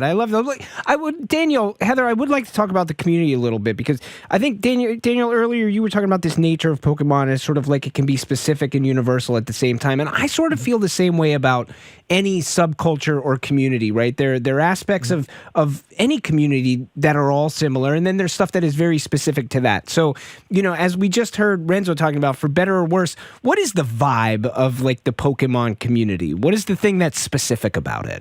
I think it's pretty chill. Is it pretty chill? Relatively, it's a cozy community. We talk to each other. We're friendly. Like there might be battles, but generally we're nice. Daniel, would you agree with that? I would. There's definitely, there's extreme sides to every subculture, but I would definitely say the vibe of Pokemon is, to quote the original English opening theme, "You teach me and I'll teach you." Which is a very it's kind of idea that Pokemon is both for you and for the next generation. There's a reason that every single wave of games is called a generation, and it's because Pokemon is kind of about having a time when it might be the biggest thing in your life and then passing it down. And I think Pokemon is best when it's passed down. Does that lead to, me, showing my 6-year-old son, like, "Ooh, do you like this one? Do you like this one?" My wife has called me a Pokemon dance mom. But does it lead to that? Sometimes. But for the most part, it's I think Pokemon is best when you can say, I have had my moment where this is the biggest thing in the world to me. Now, how can I make this an approachable and accessible thing for all the other kids to come? Well, let's talk about all the other kids for a second. We've got just about a minute left. I'm going to sneak one more call in here. Alexi and Zintenzo in Needham. Alexi and Zintenzo, you got real quick weigh in for us here on the Pokemon thing. Hi, I'm Vincenzo, and I love playing the card games. Vincenzo, what do you love about playing the card game? It's a fun game. It's really cool. You get to meet new people and go to a lot of places. And where did you just come back from? I came back from London. What were you doing in London? Playing Pokemon. Amazing. Playing Vincenzo, going to London to play Pokemon. Keep playing, buddy. Have a good one. And we've got to say goodbye right now to this Pokemon segment. Thanks for calling. Thanks to all our callers. Sorry we couldn't get to anyone. And our thanks to Heather Cole, a teaching associate professor in game design and interactive media at West Virginia University, and Daniel Doherty, freelance writer and author of Monster Kids, How Pokemon Taught a Generation to Catch Them All. Thank you both for being with us. No, thank you. Thank you. Stick with us. Up next, air rights. And I promise it will be more interesting than you think. This is the Curiosity Desk on GBH.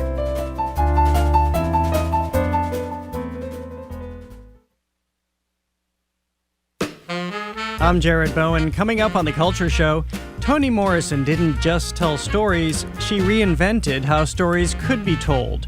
A black writer who centered black life without apology or translation, she reshaped the sound and structure of American fiction.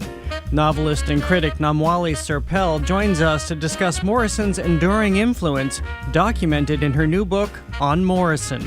That and more on The Culture Show today at 2 on GBH 89.7. Support for our programs comes from you. And Addison Gallery of American Art, presenting both sides of the line. Carmen Herrera and Leon Polk Smith, 45 works that highlight the groundbreaking work of the Friends and pioneers of geometric abstraction. AddisonGallery.org. And CrowdStreet, a platform providing individual investors direct access to private equity, private credit, and real estate. Learn more at crowdstreet.com.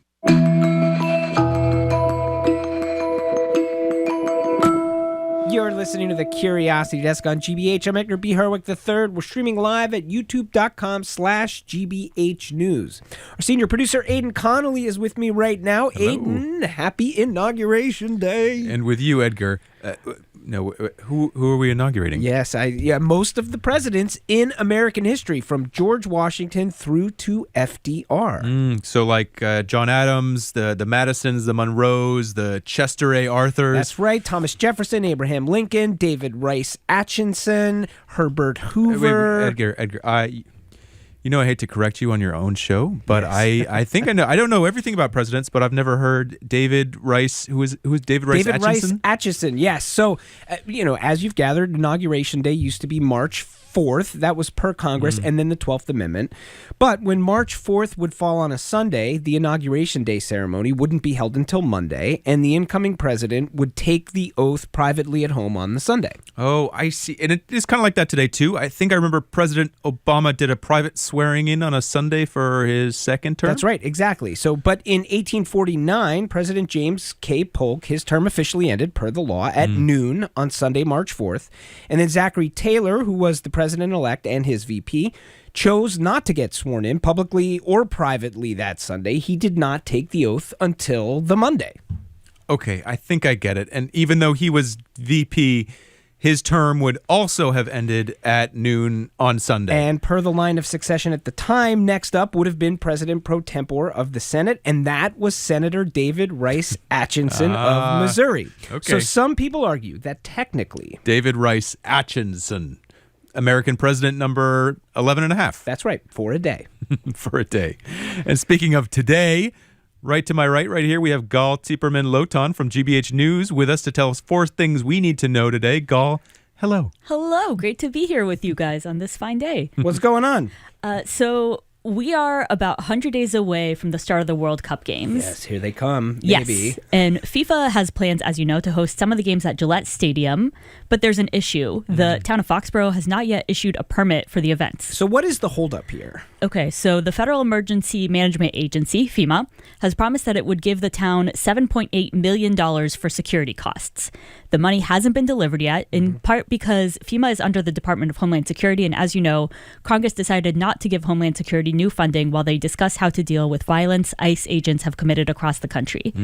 And on top of that, it's unusual to have the federal government pay for events at Gillette during things like Patriots games and concerts.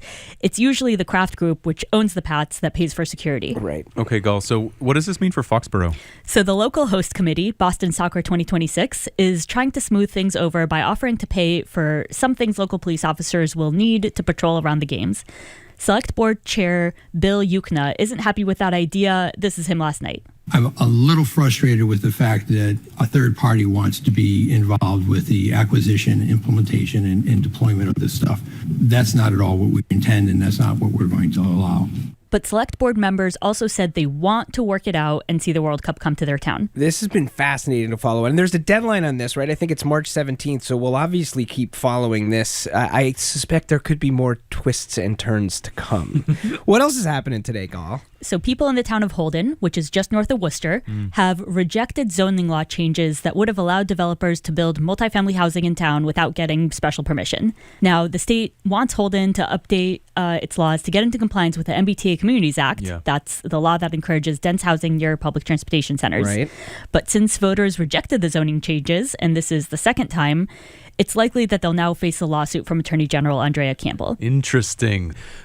Okay, Gal, the blizzard of 26 is in the rear view and the snow is melting, but a storm of that magnitude must still be making some news, yes? Yes, absolutely. So almost everyone who lost power during last week's blizzard has it back now. Very nice. That's good. I'm sure they are incredibly happy. Yes. Oh, wait, you said though? Yes. Oh, okay, go ahead. There are still about 1,800 unlucky households with outages across the state. Man.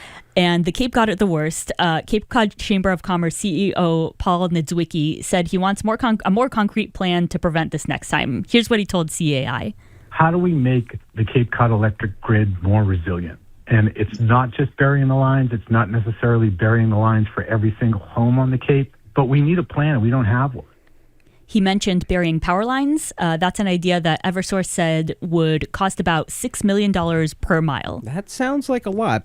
Any more snow news, Gal? Yes. So snow farms. Hey! So even with the snow and slush that we got last night, there's a little less snow on the streets of Greater Boston this week compared to last week. Now, GBH's Jeremy Siegel followed the snowplows to what's called a snow farm, basically a big empty lot where Public Works employees haul snow from the streets and curbs. They used to dump that snow into the harbor. Do I have that right? Yeah, that's right. And they stopped doing that in 1997 because all the road salt and trash and space savers they were picking up off the streets are things you do not want to dump into ocean ecosystems. Necessarily. Although even with this current method that they use, the salt from snow farms can still seep into groundwater. So Jeremy made a really cool video of what it looks like on the snow farm and talking to the people who work there, which you can check out on our Instagram at GBH News.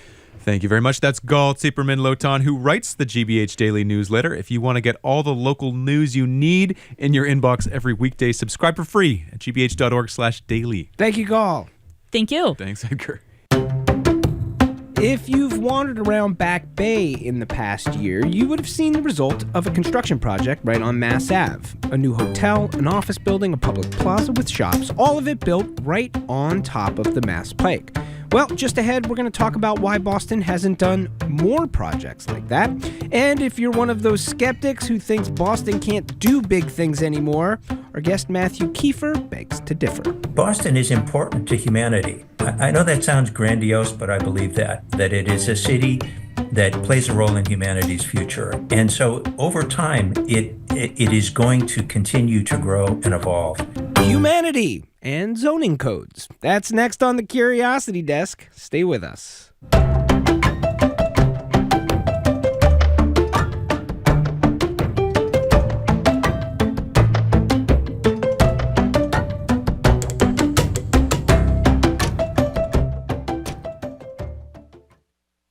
Listen to be immersed. Some Salvadorian rum, some horchata.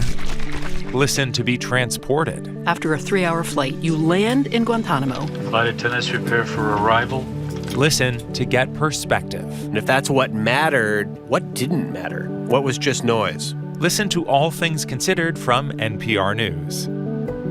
This afternoon at 4 on GBH 89.7.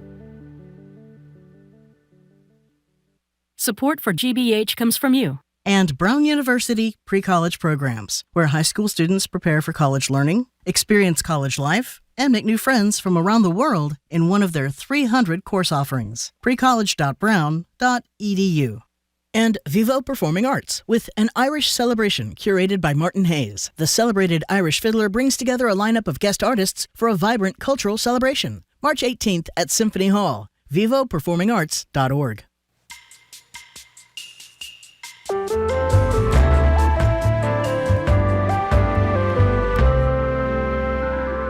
You're listening to the Curiosity Desk on GBH. I'm Edgar B. Herwick III. We're streaming live at youtube.com/GBH News. Boston has always been good at creating new land for itself. Time-lapse maps from the 1600s to now show how people have built out wharfs, filled in the river, invented huge, entire neighborhoods where there used to be marsh. The modern version of this isn't focused on the waterfront. It's building right on top of the highways that cleave through the city center. It's a concept known as air rights, and we've asked land use attorney Matthew Kiefer to talk us through the potential and the problems of constructing new buildings and city spaces right on top of roads and railways. He also teaches in the real estate program at Harvard's Graduate School of Design. Matthew, welcome to the Curiosity Desk. Yeah, I'm happy to be here, Edgar. I want to start with that term air rights, which is, I think, maybe a funny sort of phrase for people who aren't familiar with it. What exactly does air rights mean? Yeah, well, it means kind of like it sounds, the right to build in a column of air above something. I mean, literally, of course, the building touches the ground, so you have some rights in the ground, but mostly you don't own the ground. You own or lease a column of air above the ground. There are examples of air rights projects that have been built over the Pike. Can you talk a little bit about, what we do have here in the city of Boston? Sure. Well, I mean, probably the best known one is the Prudential Center, which was built at the same time as the Pike. So it was a little simpler because they grew up together. They literally were sort of born together.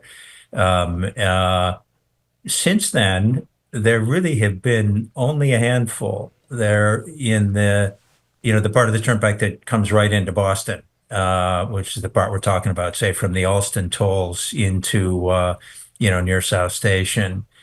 The the Hancock Garage was built when the Hancock Center was built in the 70s, and Copley Place was built in the 1980s on what was an interchange. It still is a ramp, an off ramp there, but it was a big surface interchange there.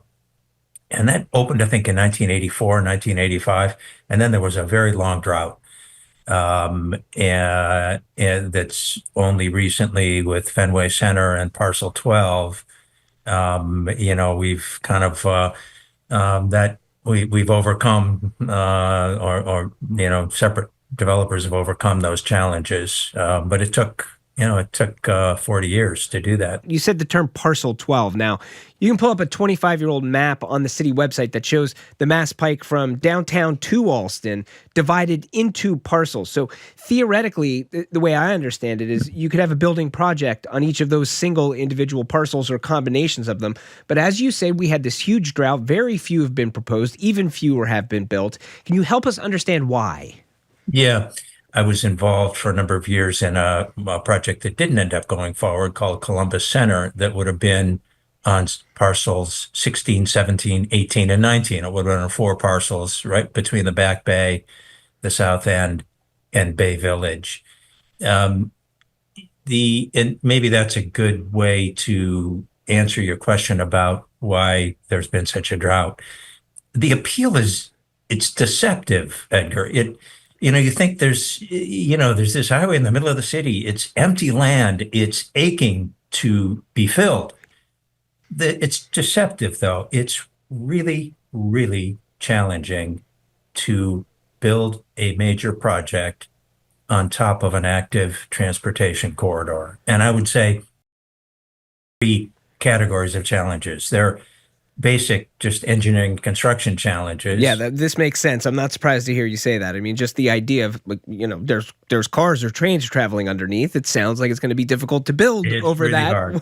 And just to give you an idea, so Columbus Center, there's a highway, a turnpike, but there's also MBTA Orange Line tracks, MBTA commuter rail tracks, CSX, the freight rail line, Amtrak has trackage rights,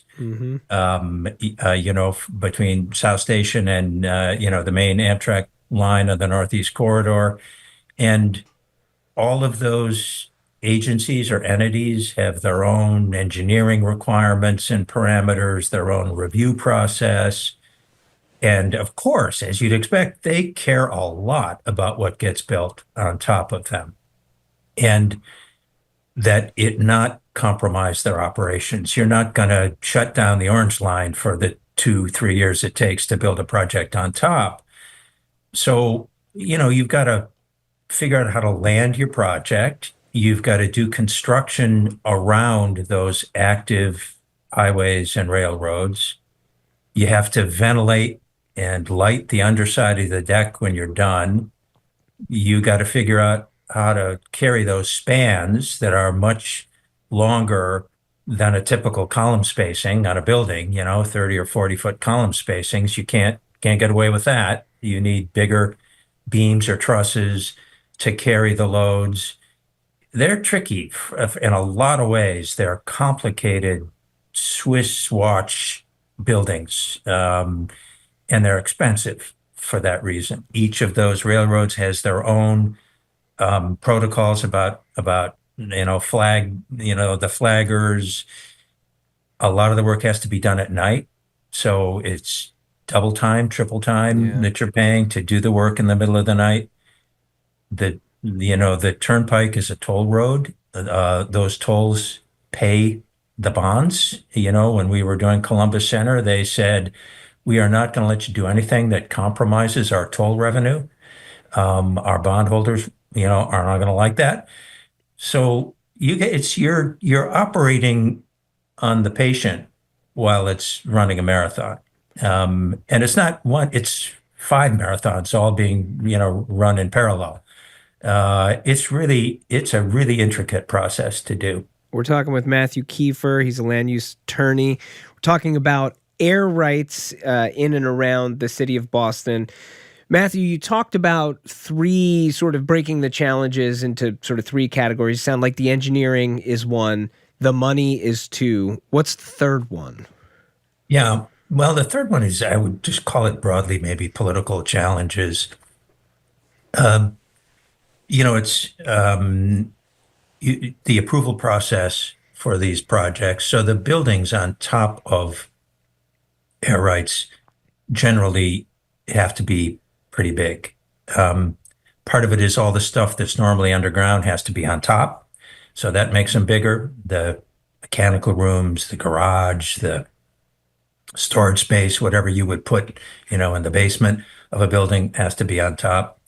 And because of all the expenses of carrying that load, you have to amortize that over more leasable square footage, more sellable, more hotel rooms, more condos, more whatever, to make sense, to make financial sense. So they tend to be bigger buildings. And the neighbors in Boston, a city with a very active, engaged set of neighborhood organizations, care a lot about their neighborhood and things that might affect their neighborhood.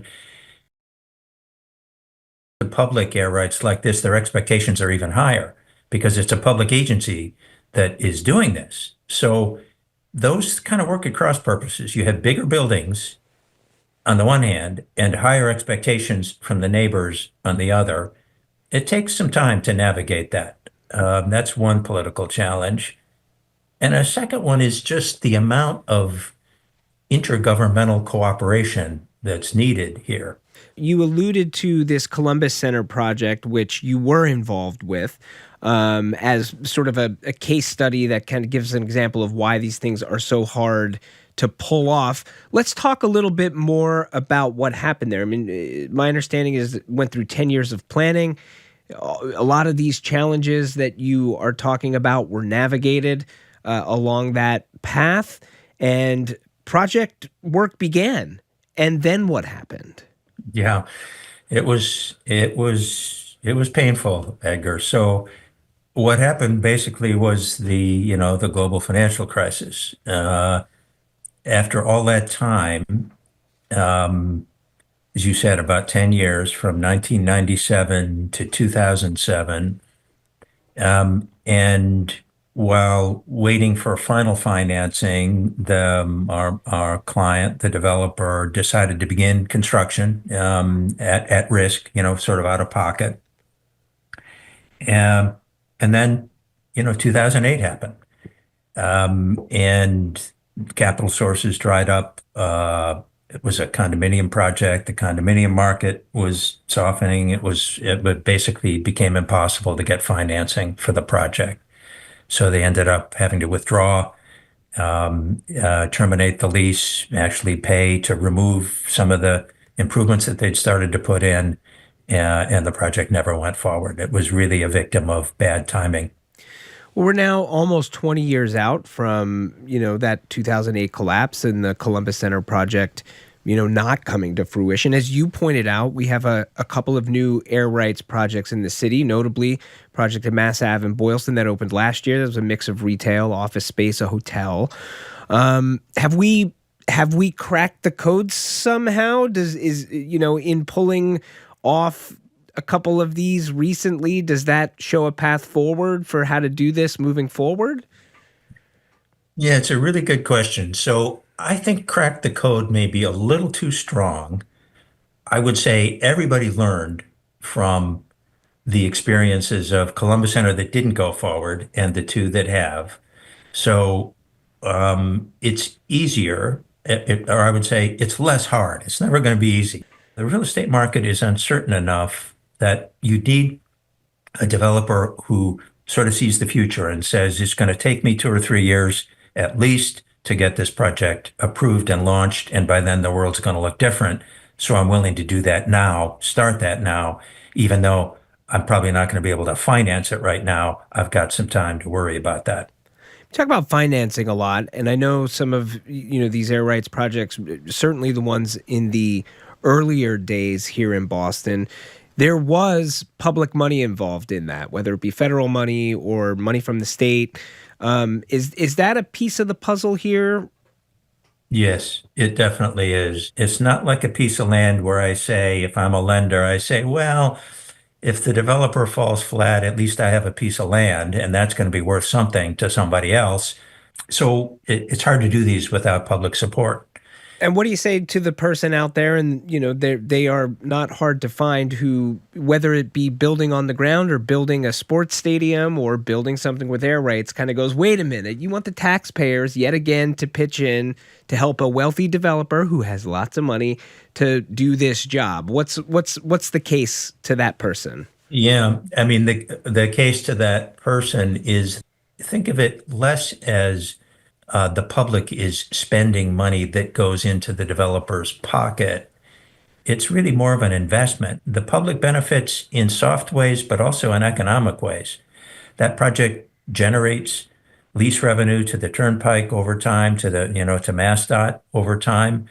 It generates tax revenue. It stimulates investment in surrounding properties, and that investment, has financial returns. People shop in stores and pay sales tax. The city gets property tax from improvement to surrounding properties. So if you have a long-term view and you're a taxpayer, looking at this, you say, well, in effect, as a taxpayer, I am investing some of my tax dollars in something that is going to earn a return over time as that scar gets healed and as the city kind of fills in around it and all these benefits are realized. I want to go back to the very beginning. We talk about the idea that air rights, certainly in the city of Boston, center around these big highways that cleaved the city into two in the 1950s and the 1960s. Is there a time where all of these parcels that have been laid out, that there are buildings and parks and buildings and such over these parcels, and the Mass Pike is covered over and the city is healed, so to speak? Does that ever come to fruition? No, I sure hope so, Edgar. I mean, it's... You really do? You think it could? Oh, I really do. I mean, I think our city is on a long-term upward trajectory.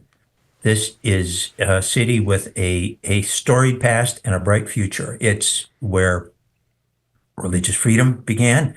We gestated the abolition movement, the anti-highway movement, by the way, that stopped other highways. Gay marriage began here. This is a place where social change happens. It's a place where science happens. This is where the genome was decoded. This is where COVID vaccines were developed. Boston is important to humanity. I know that sounds grandiose, but I believe that it is a city that plays a role in humanity's future. And so it's over time, it is going to continue to grow and evolve. And it's going to continue to meet challenges, including the challenges of air rights development. If nobody really does anything in a concerted way to promote these things, that incremental parcel by parcel development might take 20, 30, 40 years. My dream would be that city and state government sort of get together and say, this is enough of a priority that we are going to craft a set of policies to expedite this and make this happen in a coordinated fashion. And if that happened, that vision you articulated of the scar has basically disappeared. It's all underground and there are buildings there, buildings and parks, and not just buildings, other public improvements. That could happen in 10 years, 20 years. How much of this, you talk about, there are engineering challenges and it takes creative solutions. You talk about, for developers, it takes a certain amount of risk tolerance. You talk about the city needing to kind of come together, city and the state or whoever it is, public officials coming together to work out a way to expedite this. How much of this on all of those fronts is simply an ambition issue, a lack of ambition? Yeah, we don't lack for ambition around here. This is a nettlesome challenge, and I think it's a really legitimate question. If I were a public official and you came before me and said you really should be thinking about this, I think I would be saying, yeah, of course it would be great for the city or for the Commonwealth if this happened. But here's all the list of things I've got to worry about already. How high does this rank on my list of priorities? Sea levels are rising. We have a serious housing shortage. We have mobility challenges. Traffic congestion gets worse all the time. We really need to improve the T. I got a whole lot of things to do before I get to your Turnpike air rights projects. Yeah. That's the issue in my mind. Yeah. Matthew Kiefer is a land use attorney with the firm Goulston and Storrs in Boston. He teaches in the real estate program at Harvard's Graduate School of Design. He's been explaining why it is so hard to turn the dream of air rights projects in Boston into reality. Matthew, thanks for taking the time. Edgar, I really enjoyed it. Thanks for having me. And if you have questions about air rights or just anything you're curious about, send us an email at curiositydesk@wgbh.org or check out our handy-dandy form at our website on gbh.org. The Culture Show is coming up next, but before then, we have their host in studio with me right now, Jared Bowen. Jared, we were talking about Pokemon earlier. Are you a Pokemon person? No. Yeah. I think that was one of those like Beanie Babies kind of skipped on past me, and I was skimmed off the surface. I was okay with that. Shot into space for you. Yeah, I don't not like Pokemon, but just passed me by. One thing that surprised me, which I learned doing this, is that it is the most profitable media franchise in history now at 30 years old, which is like more than Star Wars, more than Mickey Mouse. That's extraordinary. Isn't that extraordinary? I guess I should have invested in Pokemon by being a participant early on. You and me both. What do you got on the Culture Show today? Well, we're going to be talking about Toni Morrison because Namwali Serpell, who is a novelist herself, has a fascinating new book called On Morrison. I am a sucker for process, so this is the book for me because in On Morrison, she takes us through Toni Morrison's writing style and concepts and drive and explores all of that, and it's fascinating. So a gripping book about somebody who writes gripping books. Exactly, including horror. And then Mary Grant, president of MassArt, joins us to talk about Guerilla teaching, which is what somebody has just done at the Smithsonian, going to talk about the wall text that's been removed. So she'll talk about that. And then the Fitchburg Art Museum is celebrating its centennial this year. Wow. And you know what my favorite word about museums is? Go ahead. Free. And they are going to be free for years to come. So we'll talk about that. That's excellent. That's the Culture Show coming up in just a moment. That's it for us here on the Curiosity Desk. We're produced by Aidan Connolly, Rachel Armani, Olivia Corcio, Hannah Loss, and Nicole Garcia. Patty Daniels is our steady hand. Our engineers, John LaClaw Parker. Special thanks to David Goodman and Andrew Massowoff for their help. We'll be right back here in 23 short hours on GBH 89.7 and streaming on YouTube. Until then, I'm Edgar B. Herwick III. You stay curious out there.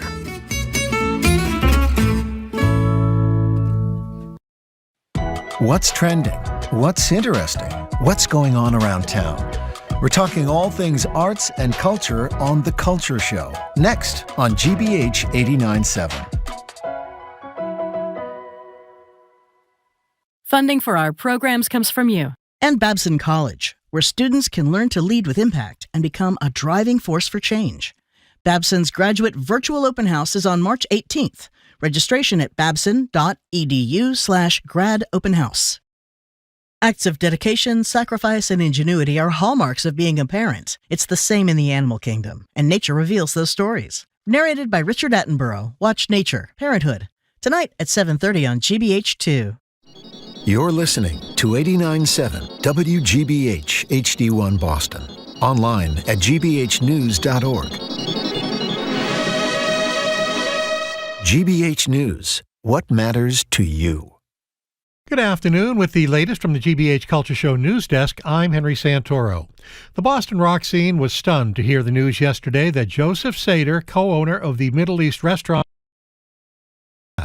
in 1974, Sater and his brother Nabil opened the Middle East in Central Square, Cambridge, and in no time, it became one of Boston and Cambridge's most storied rock clubs. Joseph served as the club's general manager for 44 years until he retired in 2018. His family says it was a heart attack, but that has not yet been confirmed.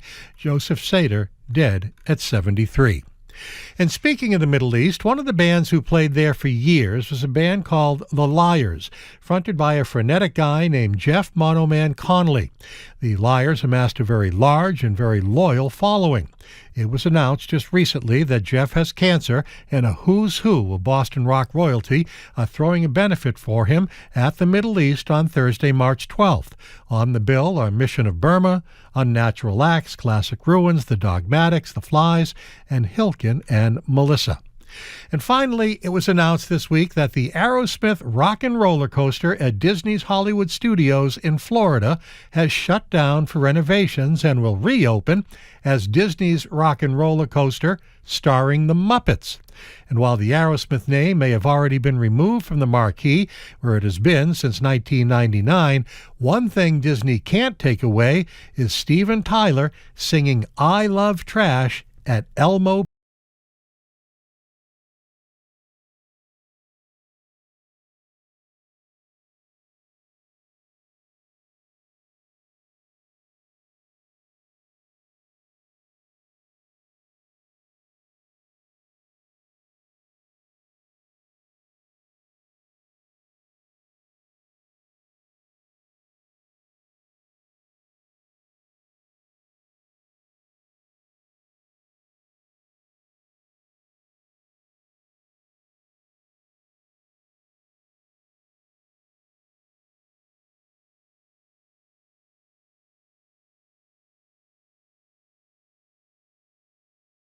Up on the Culture Show, Toni Morrison. She didn't just tell stories, she reinvented how stories could be told. A Black writer who centered Black life, she reshaped the sound, structure, and authority of American fiction. Her novels forced readers to confront history, memory, and race in new ways. Novelist and critic Namwali Serpell joins us to discuss Morrison's enduring influence on her new book, On Morrison, which explores the daring craft behind one of the most transformative literary voices of our time. Then, when history is revised, who steps in to restore it? MassArt President Mary Grant joins us to talk about guerrilla teaching, how educators are reclaiming public spaces as classrooms, and why teaching the truth, even informally, has become an act of civic urgency. And 100 years of art in a former mill town. The Fitchburg Art Museum marks its centennial with new exhibitions, community celebrations, and free admission for all, for years to come. From founder Eleanor Norcross's original vision to today's bilingual, community-centered museum, FAM is looking back and looking forward. Director Nick Capasso joins us to celebrate a century of creativity and access for everyone. That's all right now on The Culture Show. The Culture Show is made possible in part by a generous contribution from the Fiducia Fund, proud to support this station's arts and culture programming.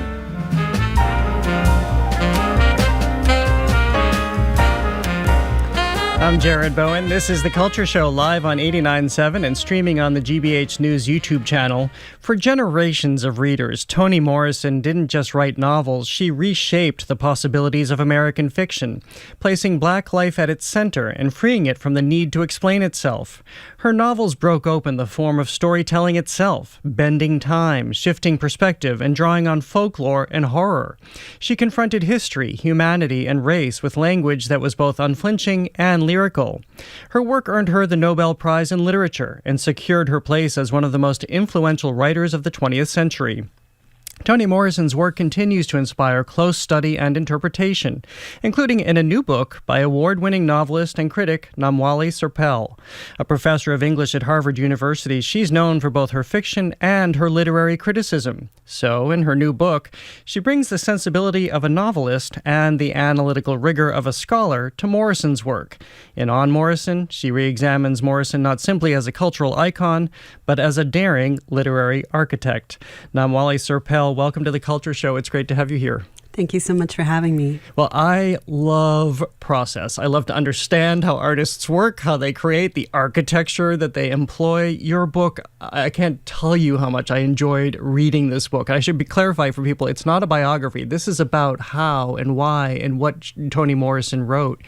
But I'll start by asking you the complexity of reading her. And I love that you were so upfront about this. Here, you're somebody who's obviously incredibly intelligent, teaching at Harvard, you're a novelist, you're offering this criticism, but you say in all the best ways, they're complex reads. Yes, Morrison is difficult in many different ways.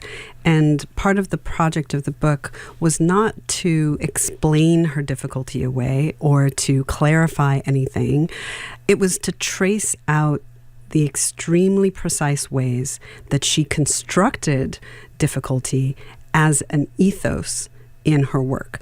It was an attempt to capture the complexity of life, sure, of feeling, yes, but also I think a lot of Morrison's work is an act of philosophy. She is actually trying to get us to think about things differently, and you can't do that in a simple, clear way. At what point did this arrive at you, that you understood the layers that are in play here? And again, you do this through dissecting sentences and characters and themes to make us understand, whoa, there is so much in this one sentence or paragraph. I think I have to give credit to the professors that taught me.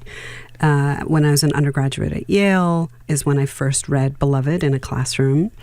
I then came to Harvard for graduate school, and there I took a class with the professor Larry Buell, and we read The Scarlet Letter, and then a few weeks later we read Beloved. And I saw these works in conversation with each other, and I wrote a paper about it. Then my professor, Glenda Carpio, who is still my colleague and the chair of the English department now, read that, and that became a really core part of my dissertation, which was about ethics and literature, specifically about form. So that process of reading over time, rereading, being in some ways the only true reading, I think Morrison would agree, I think is really what allowed me to unfold all of those layers, and also see that there was a larger project that Morrison was trying to accomplish beyond simply telling a story. And how do you characterize that larger project? So with Beloved in particular, which is often considered her masterpiece, it's published in 1987, Morrison embarked on what she thought was going to be a 3-part trilogy. And it ended up bearing fruit in 3 novels, Beloved, Jazz, and Paradise. And for her, at the core of that larger scale project was a question about love. So we think of Beloved as a novel about enslavement, about the history of slavery. It takes its story from a historical incident that happened in the 19th century. A woman named Margaret Garner, who's a fugitive slave, tried to kill her children and succeeded in killing one rather than allow them to be taken back into slavery. Morrison unfolds this over the course of that novel, but she always wanted to pursue that question into later periods of time. So Jazz is a Harlem Renaissance novel, for example. The connection she saw between the main characters in those 2 books was, as she put it, a woman loved something other than herself so much that she lost sight of herself. She displaced herself. And this is what Morrison came to call self-regard. How is it that the external world, sometimes the internal pressures within a family or within a relationship, can actually distort our love of self? Not in a narcissistic fashion, but our self-regard, the integrity of loving the self. So I always think of Morrison's trilogy as almost being like Plato's Symposium, which is a famous philosophical text about love. How did she... Well, before I ask that, so we can clarify, you say something I believe about some people too. You had no interest in ever meeting Toni Morrison. Mm-hmm. So everything that you're doing is through your own analysis or what you've learned or from her own words, and we'll talk about that. But why the resistance to meet her if you ever had the opportunity? Well, they always say never meet your heroes, of course. And I have lots of stories of actually meeting writers that I greatly admired and having very tense or daunting or even awful experiences. But it's more to the point, I think, is I had the opportunity, I could have met Toni Morrison, but I wanted to preserve something that I believe is very precious and that we don't talk about as much, which is the relationship that you can have with someone purely through writing, purely through art.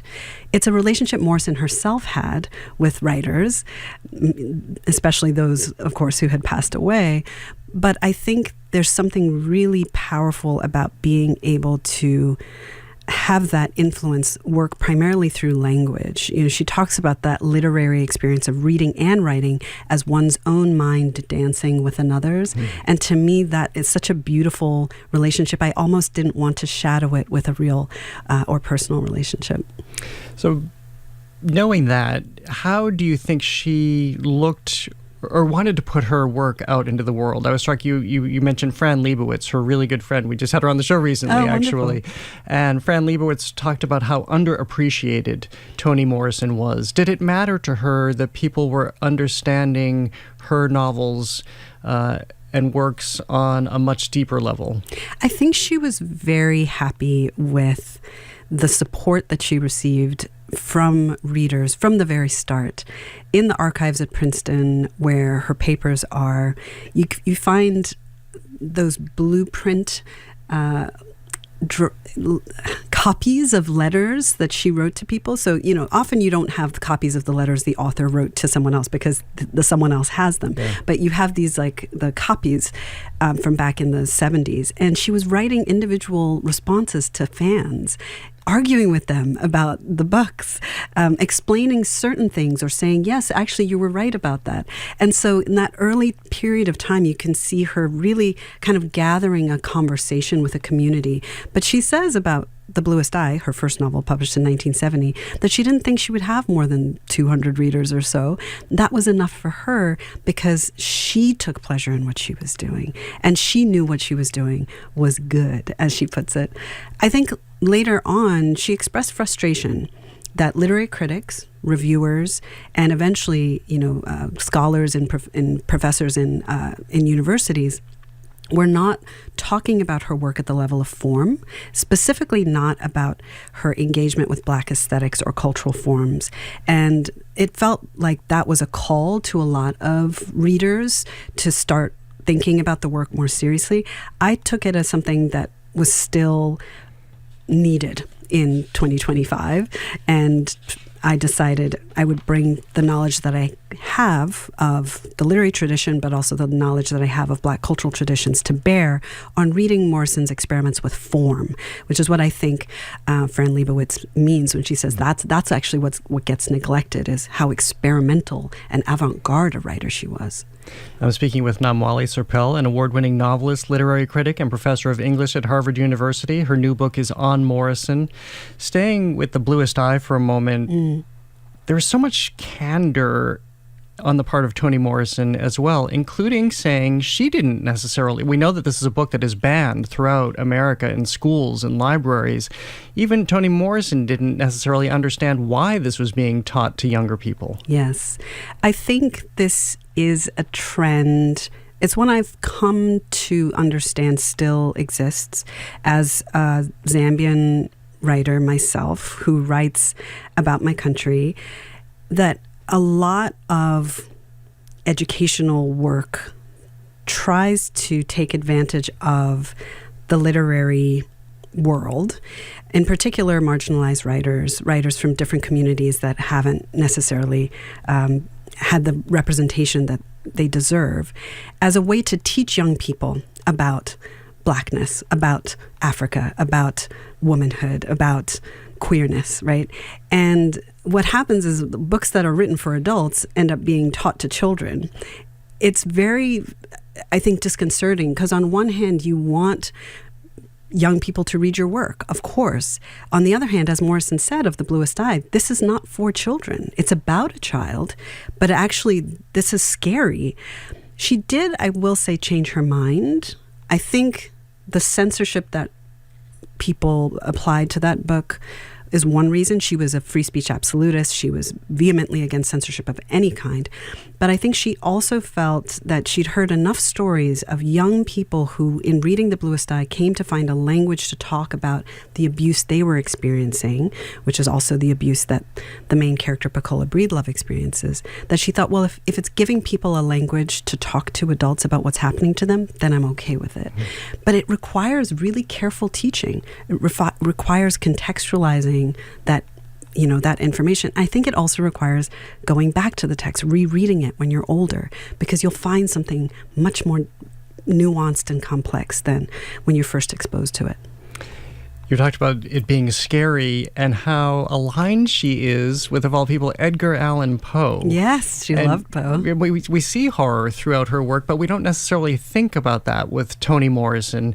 How did you begin to understand those Poe elements that seep into Toni Morrison's own DNA as she's telling equally difficult stories?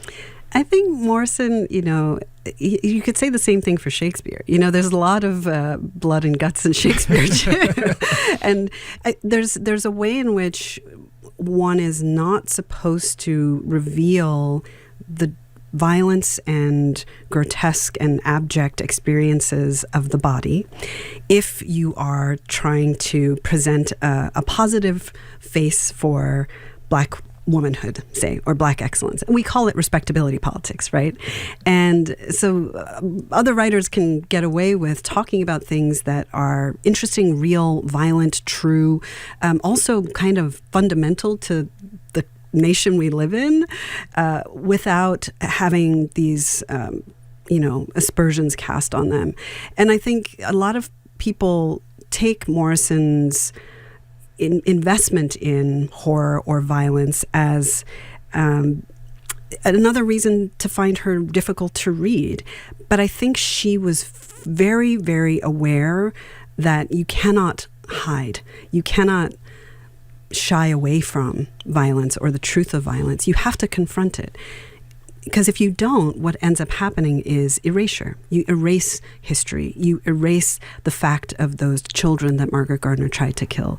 You erase the fact that it is actually the members within Pecola Breedlove's community who are also abusing her, not just white standards of beauty, right? She just felt like you must confront the violence and chaos and malevolence of this world if you are ever going to remedy it. There's a work of Toni Morrison that I was less familiar with where she plays this really interesting, I would call it a game to some degree, where we find two girls that she's described throughout this piece, and we don't know the race of either girl. But one is Black and one is white. Yes. And they grow into women, and it doesn't give us clues, or maybe it does, and this is the interesting part. People can take away their own clues. We'll get to, I won't put you on the spot because I know you know the answer now, but what was she doing there in presenting this? I don't know, is it a game? Is it a challenge? Is it a sociological experiment? I think for her, she said it was a kind of lark. And part of it was the challenge that she set for herself. Can I write about race without identifying race? Can I draw the reader's attention to how often we rely on stereotypes in order to figure out the race of the people that we're looking at or talking to or reading about? And can I, in so doing, undermine this entire, which I think what she thought of as ludicrous set of assumptions and hierarchies. For her, race is a fiction. It simply is. And she uses fiction to show us that. And I feel this story it's widely taught. The name of it again is recitative, which is a word from opera, actually. And I think one of the things that she's doing, she's playing with the idea that this is a kind of song or a kind of movement back and forth between a soloist and society, right? These individual girls and the social world that is determining their relationship to each other primarily through race. What happens to a friendship when the whole world is telling you the fact that you're Black and the fact that you're white means everything? For them, that's not really the case, but they have to constantly negotiate this. So I think she really took pleasure in this story. It puzzles readers. I just talked to somebody whose husband had taught it in a high school class, and they erupted in debate and conversation. I thought, this is amazing. This story will never stop having that kind of purchase for young people. Well, now, in my view, it's unfortunate for you that you know which one is Black and which one is white because you've been into the archives. I have. Does it change things for you to now know the answer? It doesn't, partly because she could have changed her mind between the version that does actually identify the races of the two girls and the version that we have now. There's actually a missing box in the archives at Columbia It's the Amiri Baraka box, because the Barakas, Amiri and Amina Baraka, are the ones who first published this short story in an anthology called Confirmation. And the fact that box is missing means maybe they suggested changes as editors of the story. So it's kind of wonderful that you'll never know. But I also think what's really remarkable about the story, for me as a mixed race Zambian who grew up with a white parent and a black parent, and has had the experience of the racial world in Zambia and Lusaka, but also in America. We first moved to Baltimore. The relativity of race, the way that race changes depending on where you are or who you're talking to or how you self-perceive, is so present for me that I can still enjoy the story, because it really is about race as a relation, as a dynamic, rather than as a fixed identity. Well, let's end on a light note, Sure. which is how light Toni Morrison could be. You're right; she was known for her humor. She could be bawdy. Yes. And how do we see that surface in her work too, other than who she also was in person, apparently? One of the wonderful things about Morrison's work is the way that I could find you a scene or a moment or a character in every single one of her 11 novels where it's laugh out loud funny. The Bluest Eye is seen as this extremely bleak portrait of a girl who really is destroyed, devastated, demolished, obliterated by everything around her. But early in that novel, we find that she has a relationship with 3 sex workers, and they sit around and signify and play the dozens with each other. And, one calls the other the north side of a southbound mule, for example. And Ouch. Exactly. And you're reading the story, and you're surrounded by this very bleak kind of an atmosphere. And I visited Lorain, Ohio, where Morrison is from, in the dead of winter just now, and it was really interesting to think about it as an international city. And we were talking about how there were waves of immigrants from Mexico and Puerto Rico and Hungary and Poland, and that's there in The Bluest Eye. But where it is in the list of the identities of the Johns that these sex workers would have, and that they treated Hungarians, Puerto Ricans, Mexicans with equally disinterested wrath. And I just love this, right? I love that this is the way Morrison depicts multicultural diversity in The Bluest Eye, is through humor. Yeah. Well, the book is so. I swear I only made it through about 4 of my questions. I feel I just love. I can't tell you how much I loved reading your book and all of the ideas that you generate and the understanding that you bring to us. Thank you so much, and congratulations. Thank you so much for having me. Namwali Serpell is an award-winning novelist, literary critic, and professor of English at Harvard University. Her new book is On Morrison. Thank you again. Coming up, after backlash over AI-generated portraits decorating the walls of the Midtown Hotel here in Boston, MassArt students are giving the place a human touch, replacing machine-made paintings with student art. That's next on The Culture Show. Stay with us. The Culture Show is made possible in part by a generous contribution from the Fiducia Fund, proud to support this station's arts and culture programming.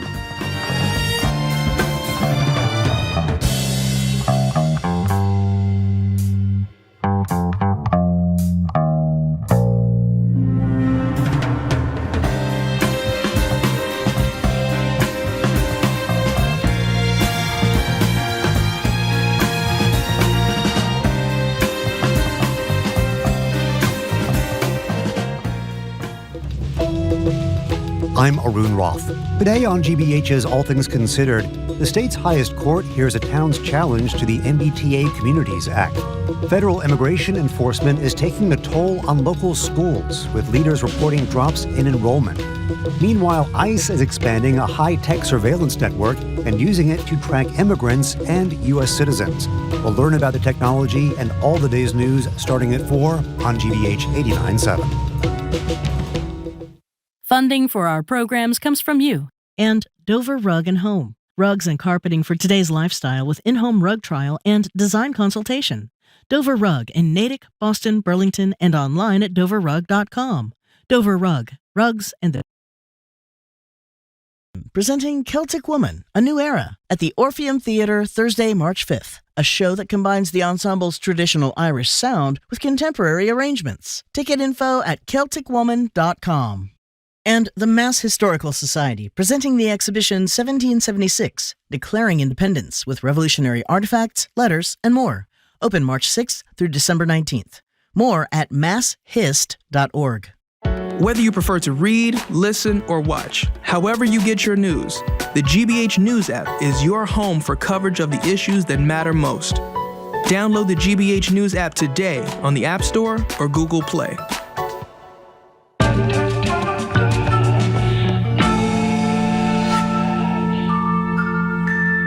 I'm Jared Bowen. This is The Culture Show live on 89.7 and streaming on the GBH News YouTube channel. It's time for our recurring feature, AI Actual Intelligence, where we tap into the most interesting thinkers in our region. Their insights and observations are totally original and algorithm-free. Today I'm joined by Mary Grant, president of MassArt, who joins us every month. We will be talking about AI Actual, the other AI. Yes. It's great to see you. Good to see you, and what a gorgeous day we're having finally. Spectacular. Aren't we so thankful? Yeah. Just sunlight, no. Yes, What a marvel. It has everybody just smiling and being nicer to each other. Exactly. So. Well, let's start talking about guerrilla teaching. Okay. What is this concept that has been applied, at least over recent activities at the Smithsonian, but really gives us a lens into what's happening at the Smithsonian, and again, these restrictions that are coming, or at least indicated by the Trump administration? Yeah, this was a story at the Smithsonian where a professor, James Millwood, there's a group of scholars, and I think you actually interviewed a member of this group who were looking at how to preserve the history of the Smithsonian, and they called for volunteers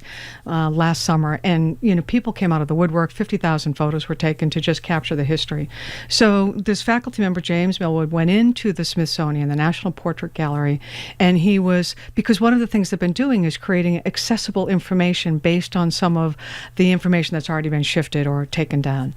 And so very simple story about the Trump portrait and the history behind it, because as we know, that was what was removed was language about impeachment as well as January 6th. So it was simply showing what had been there. It wasn't rewriting the narrative. It wasn't anything like that. And quietly standing there talking to museum goers or anybody that was interested in what might have been there. And it led to, it escalated, and a museum guard came over and said, you can't be here, described it as a protest, cited the museum's policy around no banners, no flyers, and he respectfully disagreed. That wasn't what he was doing, and so more guards came in. Apparently they cleared the gallery. So now you've got this history faculty member just trying to make a small statement and educate people coming into a public institution to understand something that has been removed. And what's fascinating to me is that this particular faculty member is a scholar of Chinese history. And so for him, part of what this was is just his own research, his deep scholarship is what happens when censorship occurs. So finally a supervisor was called, the situation was de-escalated.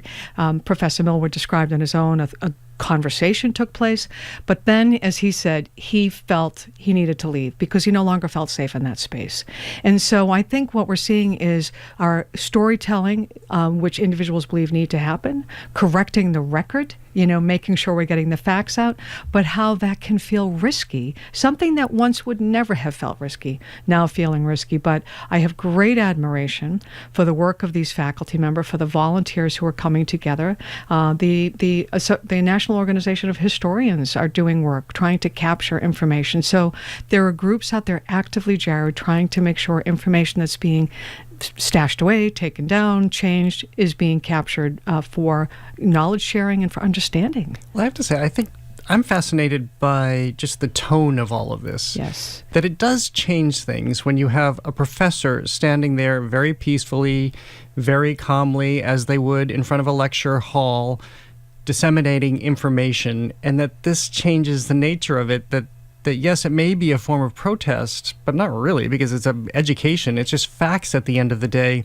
If we may end up seeing more of this is something that's a kind of a groundswell, because I can't think of another example of this happening. Maybe because it's so peaceful, people don't talk about it, right? Because it's not so sensational. Well, think about when I've gone into a museum and there's somebody standing by a painting that I may not fully understand, and I hear them begin to talk about it.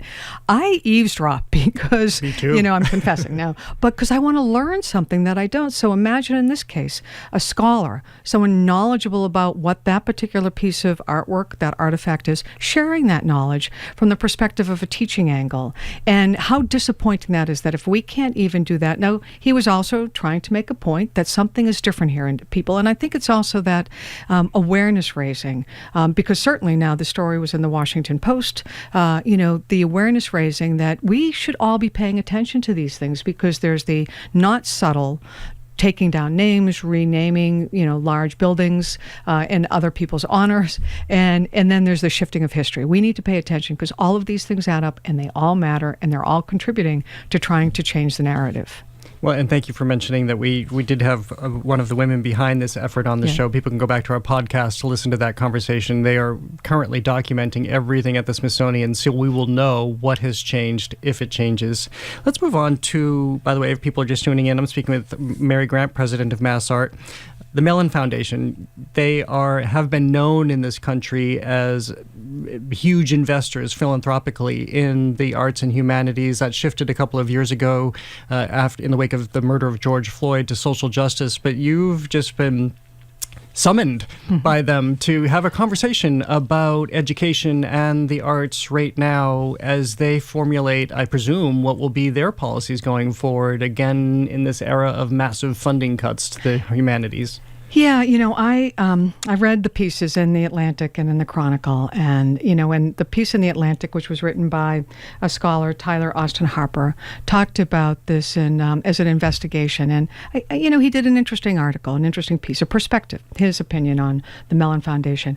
I have deep respect and regard for the work of the Mellon Foundation. We don't have a grant from the Mellon Foundation, so I'm not, I'm not here on that list. But and I should mention the piece, just to go a little bit deeper into that piece you were referring about. It's very critical of the Mellon Foundation for their shift in priorities. Yeah, and I would say that this is an extension of their priorities. I don't see it as a shift in their priorities. The Mellon Foundation is one of the foundations in the country that has put significant resources into arts, humanities, cultural understanding, and that shifts over time. In 2002, the Mellon Foundation was giving grants to faculty members at campuses across the country who wanted to pursue a different kind of training to advance their scholarship. So they've always invested in the generation of new ideas.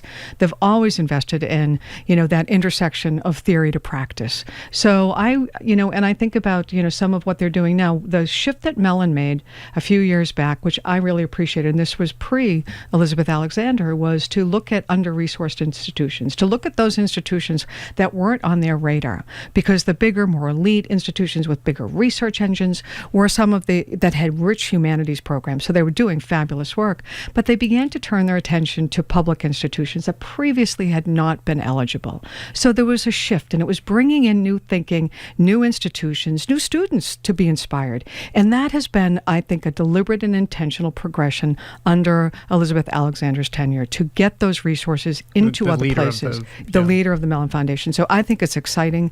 In Boston, we have the Monument Unmonument Project, which is looking at how things have been named. That was supported by Mellon across the country. So they're investing deeply, and they're investing in telling the whole story. So I see this as an evolution. I see this as doing work that will inform more just decision making. It is bringing more folks into the thinking around humanities. It's broadening the tent. So what I'm excited about is that in their continued work, I've found over the years, Mellon has reached out to the field to a range of folks to say, would love to have a few folks that are on a table and have a conversation around what's going on in your world. What are some of the things you're seeing? How can we be most effective? And that's the other thing I appreciate too, is this taking a pulse. What does the nation need right now? How can these foundations support? How life-changing is support from a place like the Mellon Foundation, aka how powerful are they, especially now with funding cuts? Hugely important. So when the National Endowment for the Humanities, when their budget was just eviscerated, that was a $15 million hit to, no, it was bigger than that, but the Mellon Foundation, Jared, stepped up with $15 million in emergency funding that was distributed rapidly across the country through the cultural councils. So when we think about Massachusetts, we have Mass Humanities doing really phenomenal work across the state. And their budget, they lost, I think, 35% of their budget overnight from when these funds were stopped. And the Mellon Foundation stepped up all over the country, helping to backstop, to create a bit of a safety net so these institutions could regain their footing. So think about that, to have those resources, not only to seed ideas, not only to generate new knowledge, but to save organizations from being in a complete free fall, organizations that we need now more than ever at a time where our culture is struggling, where our history is being changed, and where we need to be understanding the things that bring us together through our humanities. Is it last question on this before we move on, but has it become any easier to get these grants? That's the one thing I hear time and time again, is just how onerous it is, all the research that's involved, all the man hours that are involved to put together these grant applications. And then in many cases, at the end of the day, you find out you didn't get it and all that time was wasted. And as you were saying earlier, a lot of high-profile organizations and institutions receive these grants because, of course, lower profile, smaller budgeted organizations don't have the prowess to apply for the grants. I think that's always a change. You know, if you're an R1 institution, you're going to have a machine that just works on these. If you're a small art and design school, but I'll have to tell you, we have been, we pull in grants from different foundations to support our work, and my team always sees that as exploring a good idea. And if it doesn't work with this foundation, we have a good idea to look at who else might support it. So we recently received some support from the Davis Educational Foundation, which was actually a delight to work on with them, and it's helping to invest in our Learning and Teaching Center. So foundations are out there. I think many have realized, how do you make it a little bit easier? How do you help support and capacity build as opposed to trying to direct and influence? And so I think foundations get it, but it still can be a challenge for sure. Well, speaking of money, let's talk about the Bright Act, which is working its way through Beacon Hill right now, but could bring considerable change to a number of Massachusetts educational institutions, including yours. Yes, it's, I just want to really thank Governor Healy, Lieutenant Governor Driscoll, the House leadership, the Senate leadership. So the Bright Act is, as a result, the funding stream is coming from the said Millionaires Tax, which is influencing and supporting bridges and roads, the MBTA, and it was meant to go to education, K-12, higher ed, and infrastructure. So what the plan is, what the goal is to create fund a bond bill to be able to invest in college campuses across the Commonwealth, UMass, state universities, the community colleges, to deal with issues of deferred maintenance. Our colleges have borrowed on our buildings for years. Magic still happens in them, but these buildings need to be fixed. What are we talking about when you say deferred maintenance? It's like everything from, libraries that may have HVAC systems that are no longer operational, so archives are in jeopardy. Spaces you can't use year-round because there's no heating and cooling, and we are experiencing issues with climate. Leaking roofs or ADA issues. We are not able to serve all of our students appropriately because they may not be able to fully participate in the life of an activity in a building. When we think about the carbon footprint, we have buildings across the state that are leaky sieves, and if we do this work, we can also have an impact there. I'm sorry, but I just had a flashback to about a year ago. You and I were on a jury panel for a bunch of artwork with Handel and Haydn Society. I think I was doing a striptease in that room at MassArt because it was so hot. And it depends upon whatever time of the day and whatever side of the building you're on. So, so we have some of those issues as well. And there's no way, Jared, every college and university every year puts money in from our budgets to fix the small problems, to try to do our very best. But our students coming into public higher ed should have campuses that are better than the schools are coming out of in high school. They should be going from exceptionally well, supported K-12 into public higher ed system that matches our facilities with their brilliance. And so this is an investment in the future of our students.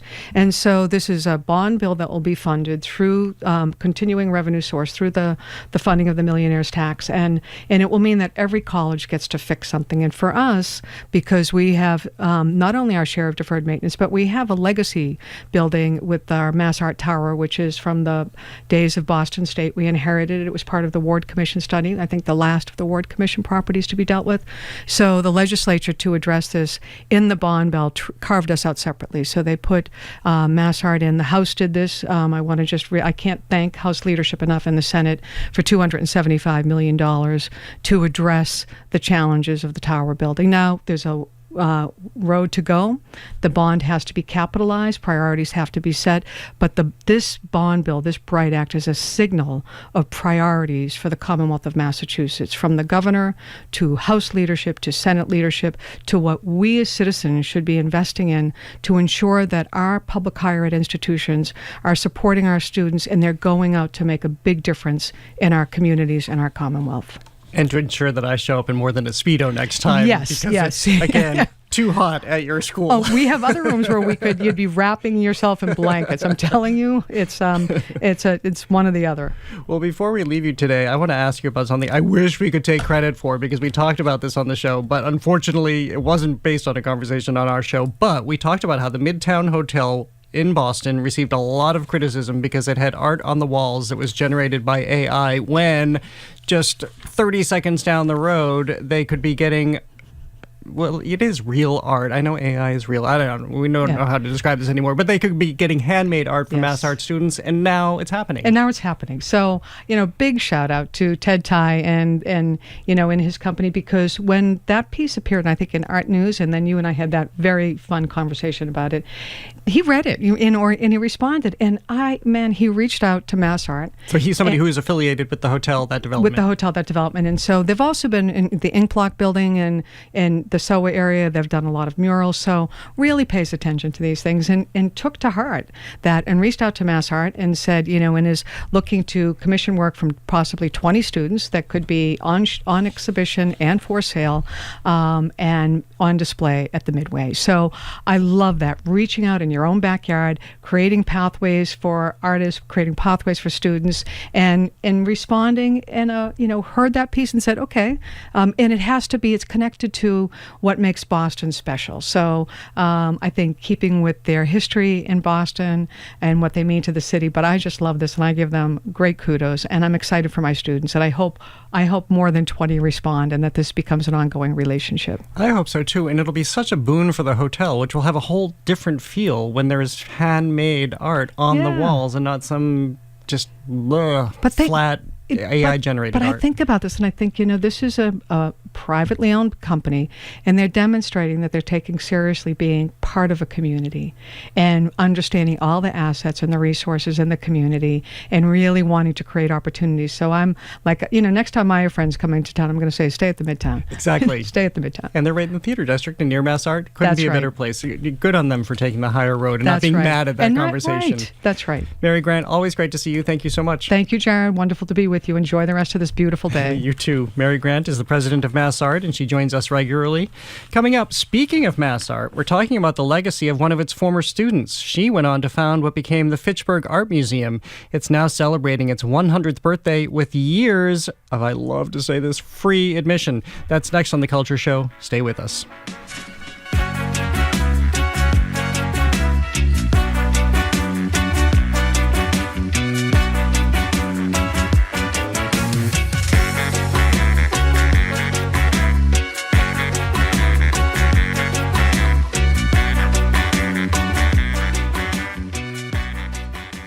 Trade. Huge responses from across Europe, from the Danish Prime Minister. Climate. Picture this all filled with ice. Security. Not only do we need to end the war, we also need to prevent the next war. These are global issues, and to understand them, you need a global perspective. I'm Carolyn Beeler. And I'm Marco Werman. Join us for The World each and every weekday. This afternoon at 3 on GBH 89.7. Our programs are made possible thanks to you. And MIT Federal Credit Union, committed to helping members grow their balances while keeping them accessible with their high-yield money market. Memberships open to the public. More at mitfcu.org, federally insured by NCUA. And the Delaney at the Vale, a luxury senior living rental community for adults 62 plus, committed to providing residents a lifestyle shaped by choice and connection, allowing for a personalized retirement experience. DelaneyAtTheVale.com. And Biogen, For nearly 50 years, Biogen has been committed to advancing biotechnology innovations to develop new medicines for people with hard-to-treat diseases. Biogen, making breakthroughs happen. Biogen.com. GBH Daily is a newsletter that keeps you informed, connected, and ready to go every weekday morning.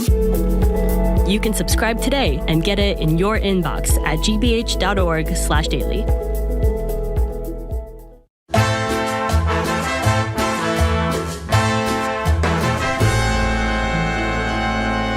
I'm Jared Bowen. This is The Culture Show, live on 89.7 and streaming on the GBH News YouTube channel. 100 years ago, a one-time MassArt student and Fitchburg artist had a radical idea. Her working mill town deserved a world-class art museum. Eleanor Norcross believed art wasn't a luxury, it was a public good. Trained in Boston, New York, and Paris, she built a career as a painter in the Impressionist tradition and assembled a significant collection of American and European art. In 1925, she left that collection and her fortune to create what became the Fitchburg Art Museum. This year, the museum begins celebrating its anniversary. More than a century later, it's grown from a small regional art center into a major cultural anchor for north central Massachusetts, expanding its galleries, building deep ties with local schools, and becoming one of the nation's first fully bilingual art museums. To mark the milestone, the museum is launching 4 years of centennial celebrations, new exhibitions, and free admission for all. Nick Capasso has led the museum as its director since 2012. He joins us to talk about its past, future, and what it means for a community to see itself reflected on its own gallery walls. Thank you so much for being here. Thank you, Jared. Happy to be here. I know you weren't there at the beginning, but congratulations on 100 years. I feel very privileged to be the director at the time when we're celebrating the centennial. Well, it's very fitting because I know how much you have done for Fitchburg and the community over the years, De Cordova before that, so it's really a privilege to have you here. Let's go back to the beginning just to understand the DNA of this building, and I love this the synchronicity and coincidence of you following Mary Grant and MassArt, but some of what was instilled in her studies at MassArt and other places became the Fitchburg Art Museum. What was the concept that still thrives today? I think Eleanor Norcross's original motivation was community service, as imagined in a 19th century kind of way. She was privileged. She came from a wealthy and respected family in north central Massachusetts. She never really had to work a day in her life. She got to be an artist, and she understood that she had this privilege, and there was a bit of a noblesse oblige about giving back. And when she was in Paris, she spent 40 years of her life in Paris, working as an artist. She would send back to Fitchburg objects and artworks that she collected for display in the city for the benefit of the families of the mill workers. And that was a common 19th century idea. So if you think about like the city of Lowell, Massachusetts, industrial city, the longtime motto of Lowell is, art is the handmaiden of industry, because people felt that exposure to the fine arts and fine design and fine craft would improve both the creativity and productivity of the workforce. And Eleanor clearly believed that. The other thing she believed, and again, this is very 19th century, major municipalities need major civic institutions. So when she conceived of an art museum for Fitchburg, Fitchburg already had a college and a public library and a hospital. And Eleanor understood that in order to compete with places like Worcester and Springfield and Boston, Fitchburg needed a museum, and she made it happen. Well, let's flash forward to today. And again, this is why I really have so much respect for you and what you've done in Fitchburg, because it's a place that's been down and out over the years. And you have been so loud about how the arts matter and can help a city evolve and thrive once again all across the city, from its schools to its downtown to City Hall. How have you integrated Fitchburg Art Museum into the community today? That's a big question. So I'll start with the roots of that. When I was hired to be the director, the trustees of the museum wanted a leader who could not only, run an art museum, but also put the resources of the museum towards helping in ways that made sense for a museum with the revitalization of the city. And they also wanted us to cooperate with other civic institutions in order to do this, institutions like Fitchburg State University. And that's one of the reasons I took the job. I thought this is a really interesting challenge because they understood that if our city doesn't thrive, our institutions won't thrive. So that was the real motivator. It wasn't my idea. I mean, I've had a lot of ideas and we've done a lot of different things, but the impetus came from the people in the community. They saw that Fitchburg is one of the gateway cities in Massachusetts. It's basically old mill towns. And we're one of the few that have a state university and an accredited art museum. So if we work together, maybe good things can happen. And we've worked in lots of ways. The Fitchburg Art Museum has worked in, I think, unparalleled ways that other museums don't work on economic development issues. So since I've been the director, we've been represented at the table on every economic development effort over the last 13 years. And one of the things that we kind of collectively decided is to try to reposition Fitchburg as the regional center for arts and culture, because that's what it used to be 100 years ago. Well, I want to ask about that. And for years, I would go out and shoot stories with you for Open Studio, touring exhibitions, and you were always pointing across the street to an abandoned building that you had this vision and others had this vision that it could be filled with artists. That's right. You have realized that. We did it. It has recently opened. And what has been the impact in this first year or so? Okay, so what you're talking about is the Fitchburg Arts Community. It's 3 formerly abandoned municipal buildings in downtown Fitchburg, directly across the street from the art museum. I mean, Lookout Mall, boarded up building. And we worked in support of another nonprofit called New View Communities, which is a local community development corporation. And together, we had this idea of, let's not have abandoned buildings downtown. Let's do something useful with them. And we worked for over 12 years to plan and fund and develop and create this campus of 68 units of artist preference affordable housing right in downtown Fitchburg. And that opened just about a year ago. And in a few months, it's now completely full. And what that has done is, it's provided quality housing for a lot of people and families during a housing crisis, but it's also helped to physically revitalize this neighborhood downtown. And the other thing that it's done, and this is really key, is the success of this. A lot of people thought we could never do this. You'll never, there was a lot of defeatism. And we said, no, we're going to do it. And we did. And developers have been paying attention. And people who want to invest in Fitchburg have been paying attention. And so the success of this project, in part, has led to a whole string of investment along our main street, primarily in restaurants. And I'm talking about real restaurants, not little sandwich shops. And then, even more importantly, it's led to developers creating more housing. So the Commonwealth of Massachusetts for many years has had incentives for developers to create housing near transit hubs. And for many years in Fitchburg, the developers weren't taking advantage of those incentives because they saw no profit in it.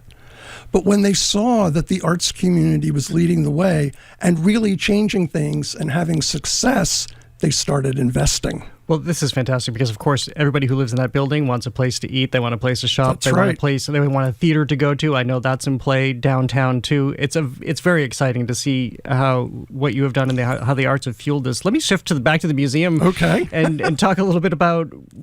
You were mentioning the art that was being shipped back by its founder. You have two exhibitions on right now celebrating the centennial. One is from your own permanent holdings. What are some of the highlights that you have in your collection? Wow. So actually both shows are from our permanent collection. And these are celebrations of our collection. Now, as you know, most museums have big collections and they can only show teeny tiny percentages of them at any one time. And so people don't often understand what their local museum has in their collection. And we decided to show off. We wanted our community to see what we hold in trust for them. Because the art's not for us, it's for the community. And we wanted everybody to understand what we've got. And so our collection, we have about 8,000 objects. And it's an art historical hodgepodge of different things that have washed up in Fitchburg over the years. But we've got real strengths in three areas: African art, American art, and photography. And now more and more New England contemporary art. So we organized two shows. One is called Festival, a celebration of African art at the Fitchburg Art Museum. And it's all things in our collection. It's about 250 objects. And then Kaleidoscope, 1 to 100 years of collecting for our community, includes well over 500 objects. This is a significant percentage of our collection. And it's hung salon style. And what that means, for people who don't know this fancy art history word, is that it's floor to ceiling. So we get as much stuff on the walls as possible.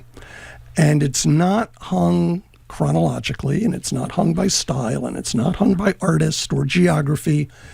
It's all hung according to visual relationships. So that's exciting. Contemporary art and 19th century art and ancient Roman glass and Asian textiles are all hung cheek by jowl in the galleries. It's just a celebration of the power of the visual. Well, and it certainly helps when you have a lot of very famous and blue chip artists. We have a few. Among that collection, too. Nick Capasso, it's always great to see you. Thank you so much for being here. Thank you, Jared. Nick Capasso is the director of the Fitchburg Art Museum, which is celebrating its centennial with celebrations, new exhibitions, and free admission for all for at least 3 years. We didn't even get to that, despite how much I love talking about free museum admission. It's so important to me and to people who want to access the museum. You're saying 3 years, and hopefully at the end you can find a way to do it permanently. That's right. To learn more about everything the museum is doing, visit their website. Thank you again. And thank you for listening to another edition of The Culture Show. A reminder that our next Wednesday watch party is March 18th. We'll revisit Martin Scorsese's Taxi Driver, which turns 50 this year. It's a searing portrait of post-Vietnam America, where Robert De Niro's Travis Bickle stumbles through paranoia, alienation, and a country he no longer recognizes. And tune in tomorrow or watch us on the GBH News YouTube channel for Keith Lockhart, who joins us to talk about receiving a significant honor from the Old North Church, plus How to Kill a Mockingbird has landed on a local stage. I'm Jared Bowen. Have a great day. The Culture Show is made possible in part by a generous contribution from the Fiducia Fund, proud to support this station's arts and culture programming. GBH's All Things Considered is coming up this afternoon at 4, with Marketplace at 6:30. But first, get a global view of the news with The World. Up next, here on GBH 89.7. Support for our programs comes from you. And the Simmons Leadership Conference, a one-day experience featuring Hoda Kotb, Misty Copeland, and Juliette Funt. Tuesday, March 17th in person in Boston and online. Learn more at inclusiveleadership.com. With the constant barrage of headlines and updates, the news cycle can feel more like a cyclone. Luckily, PBS NewsHour is here to weather the storm and make sense of it all. Watch PBS NewsHour weekdays at 6 on GBH2. You tune in to GBH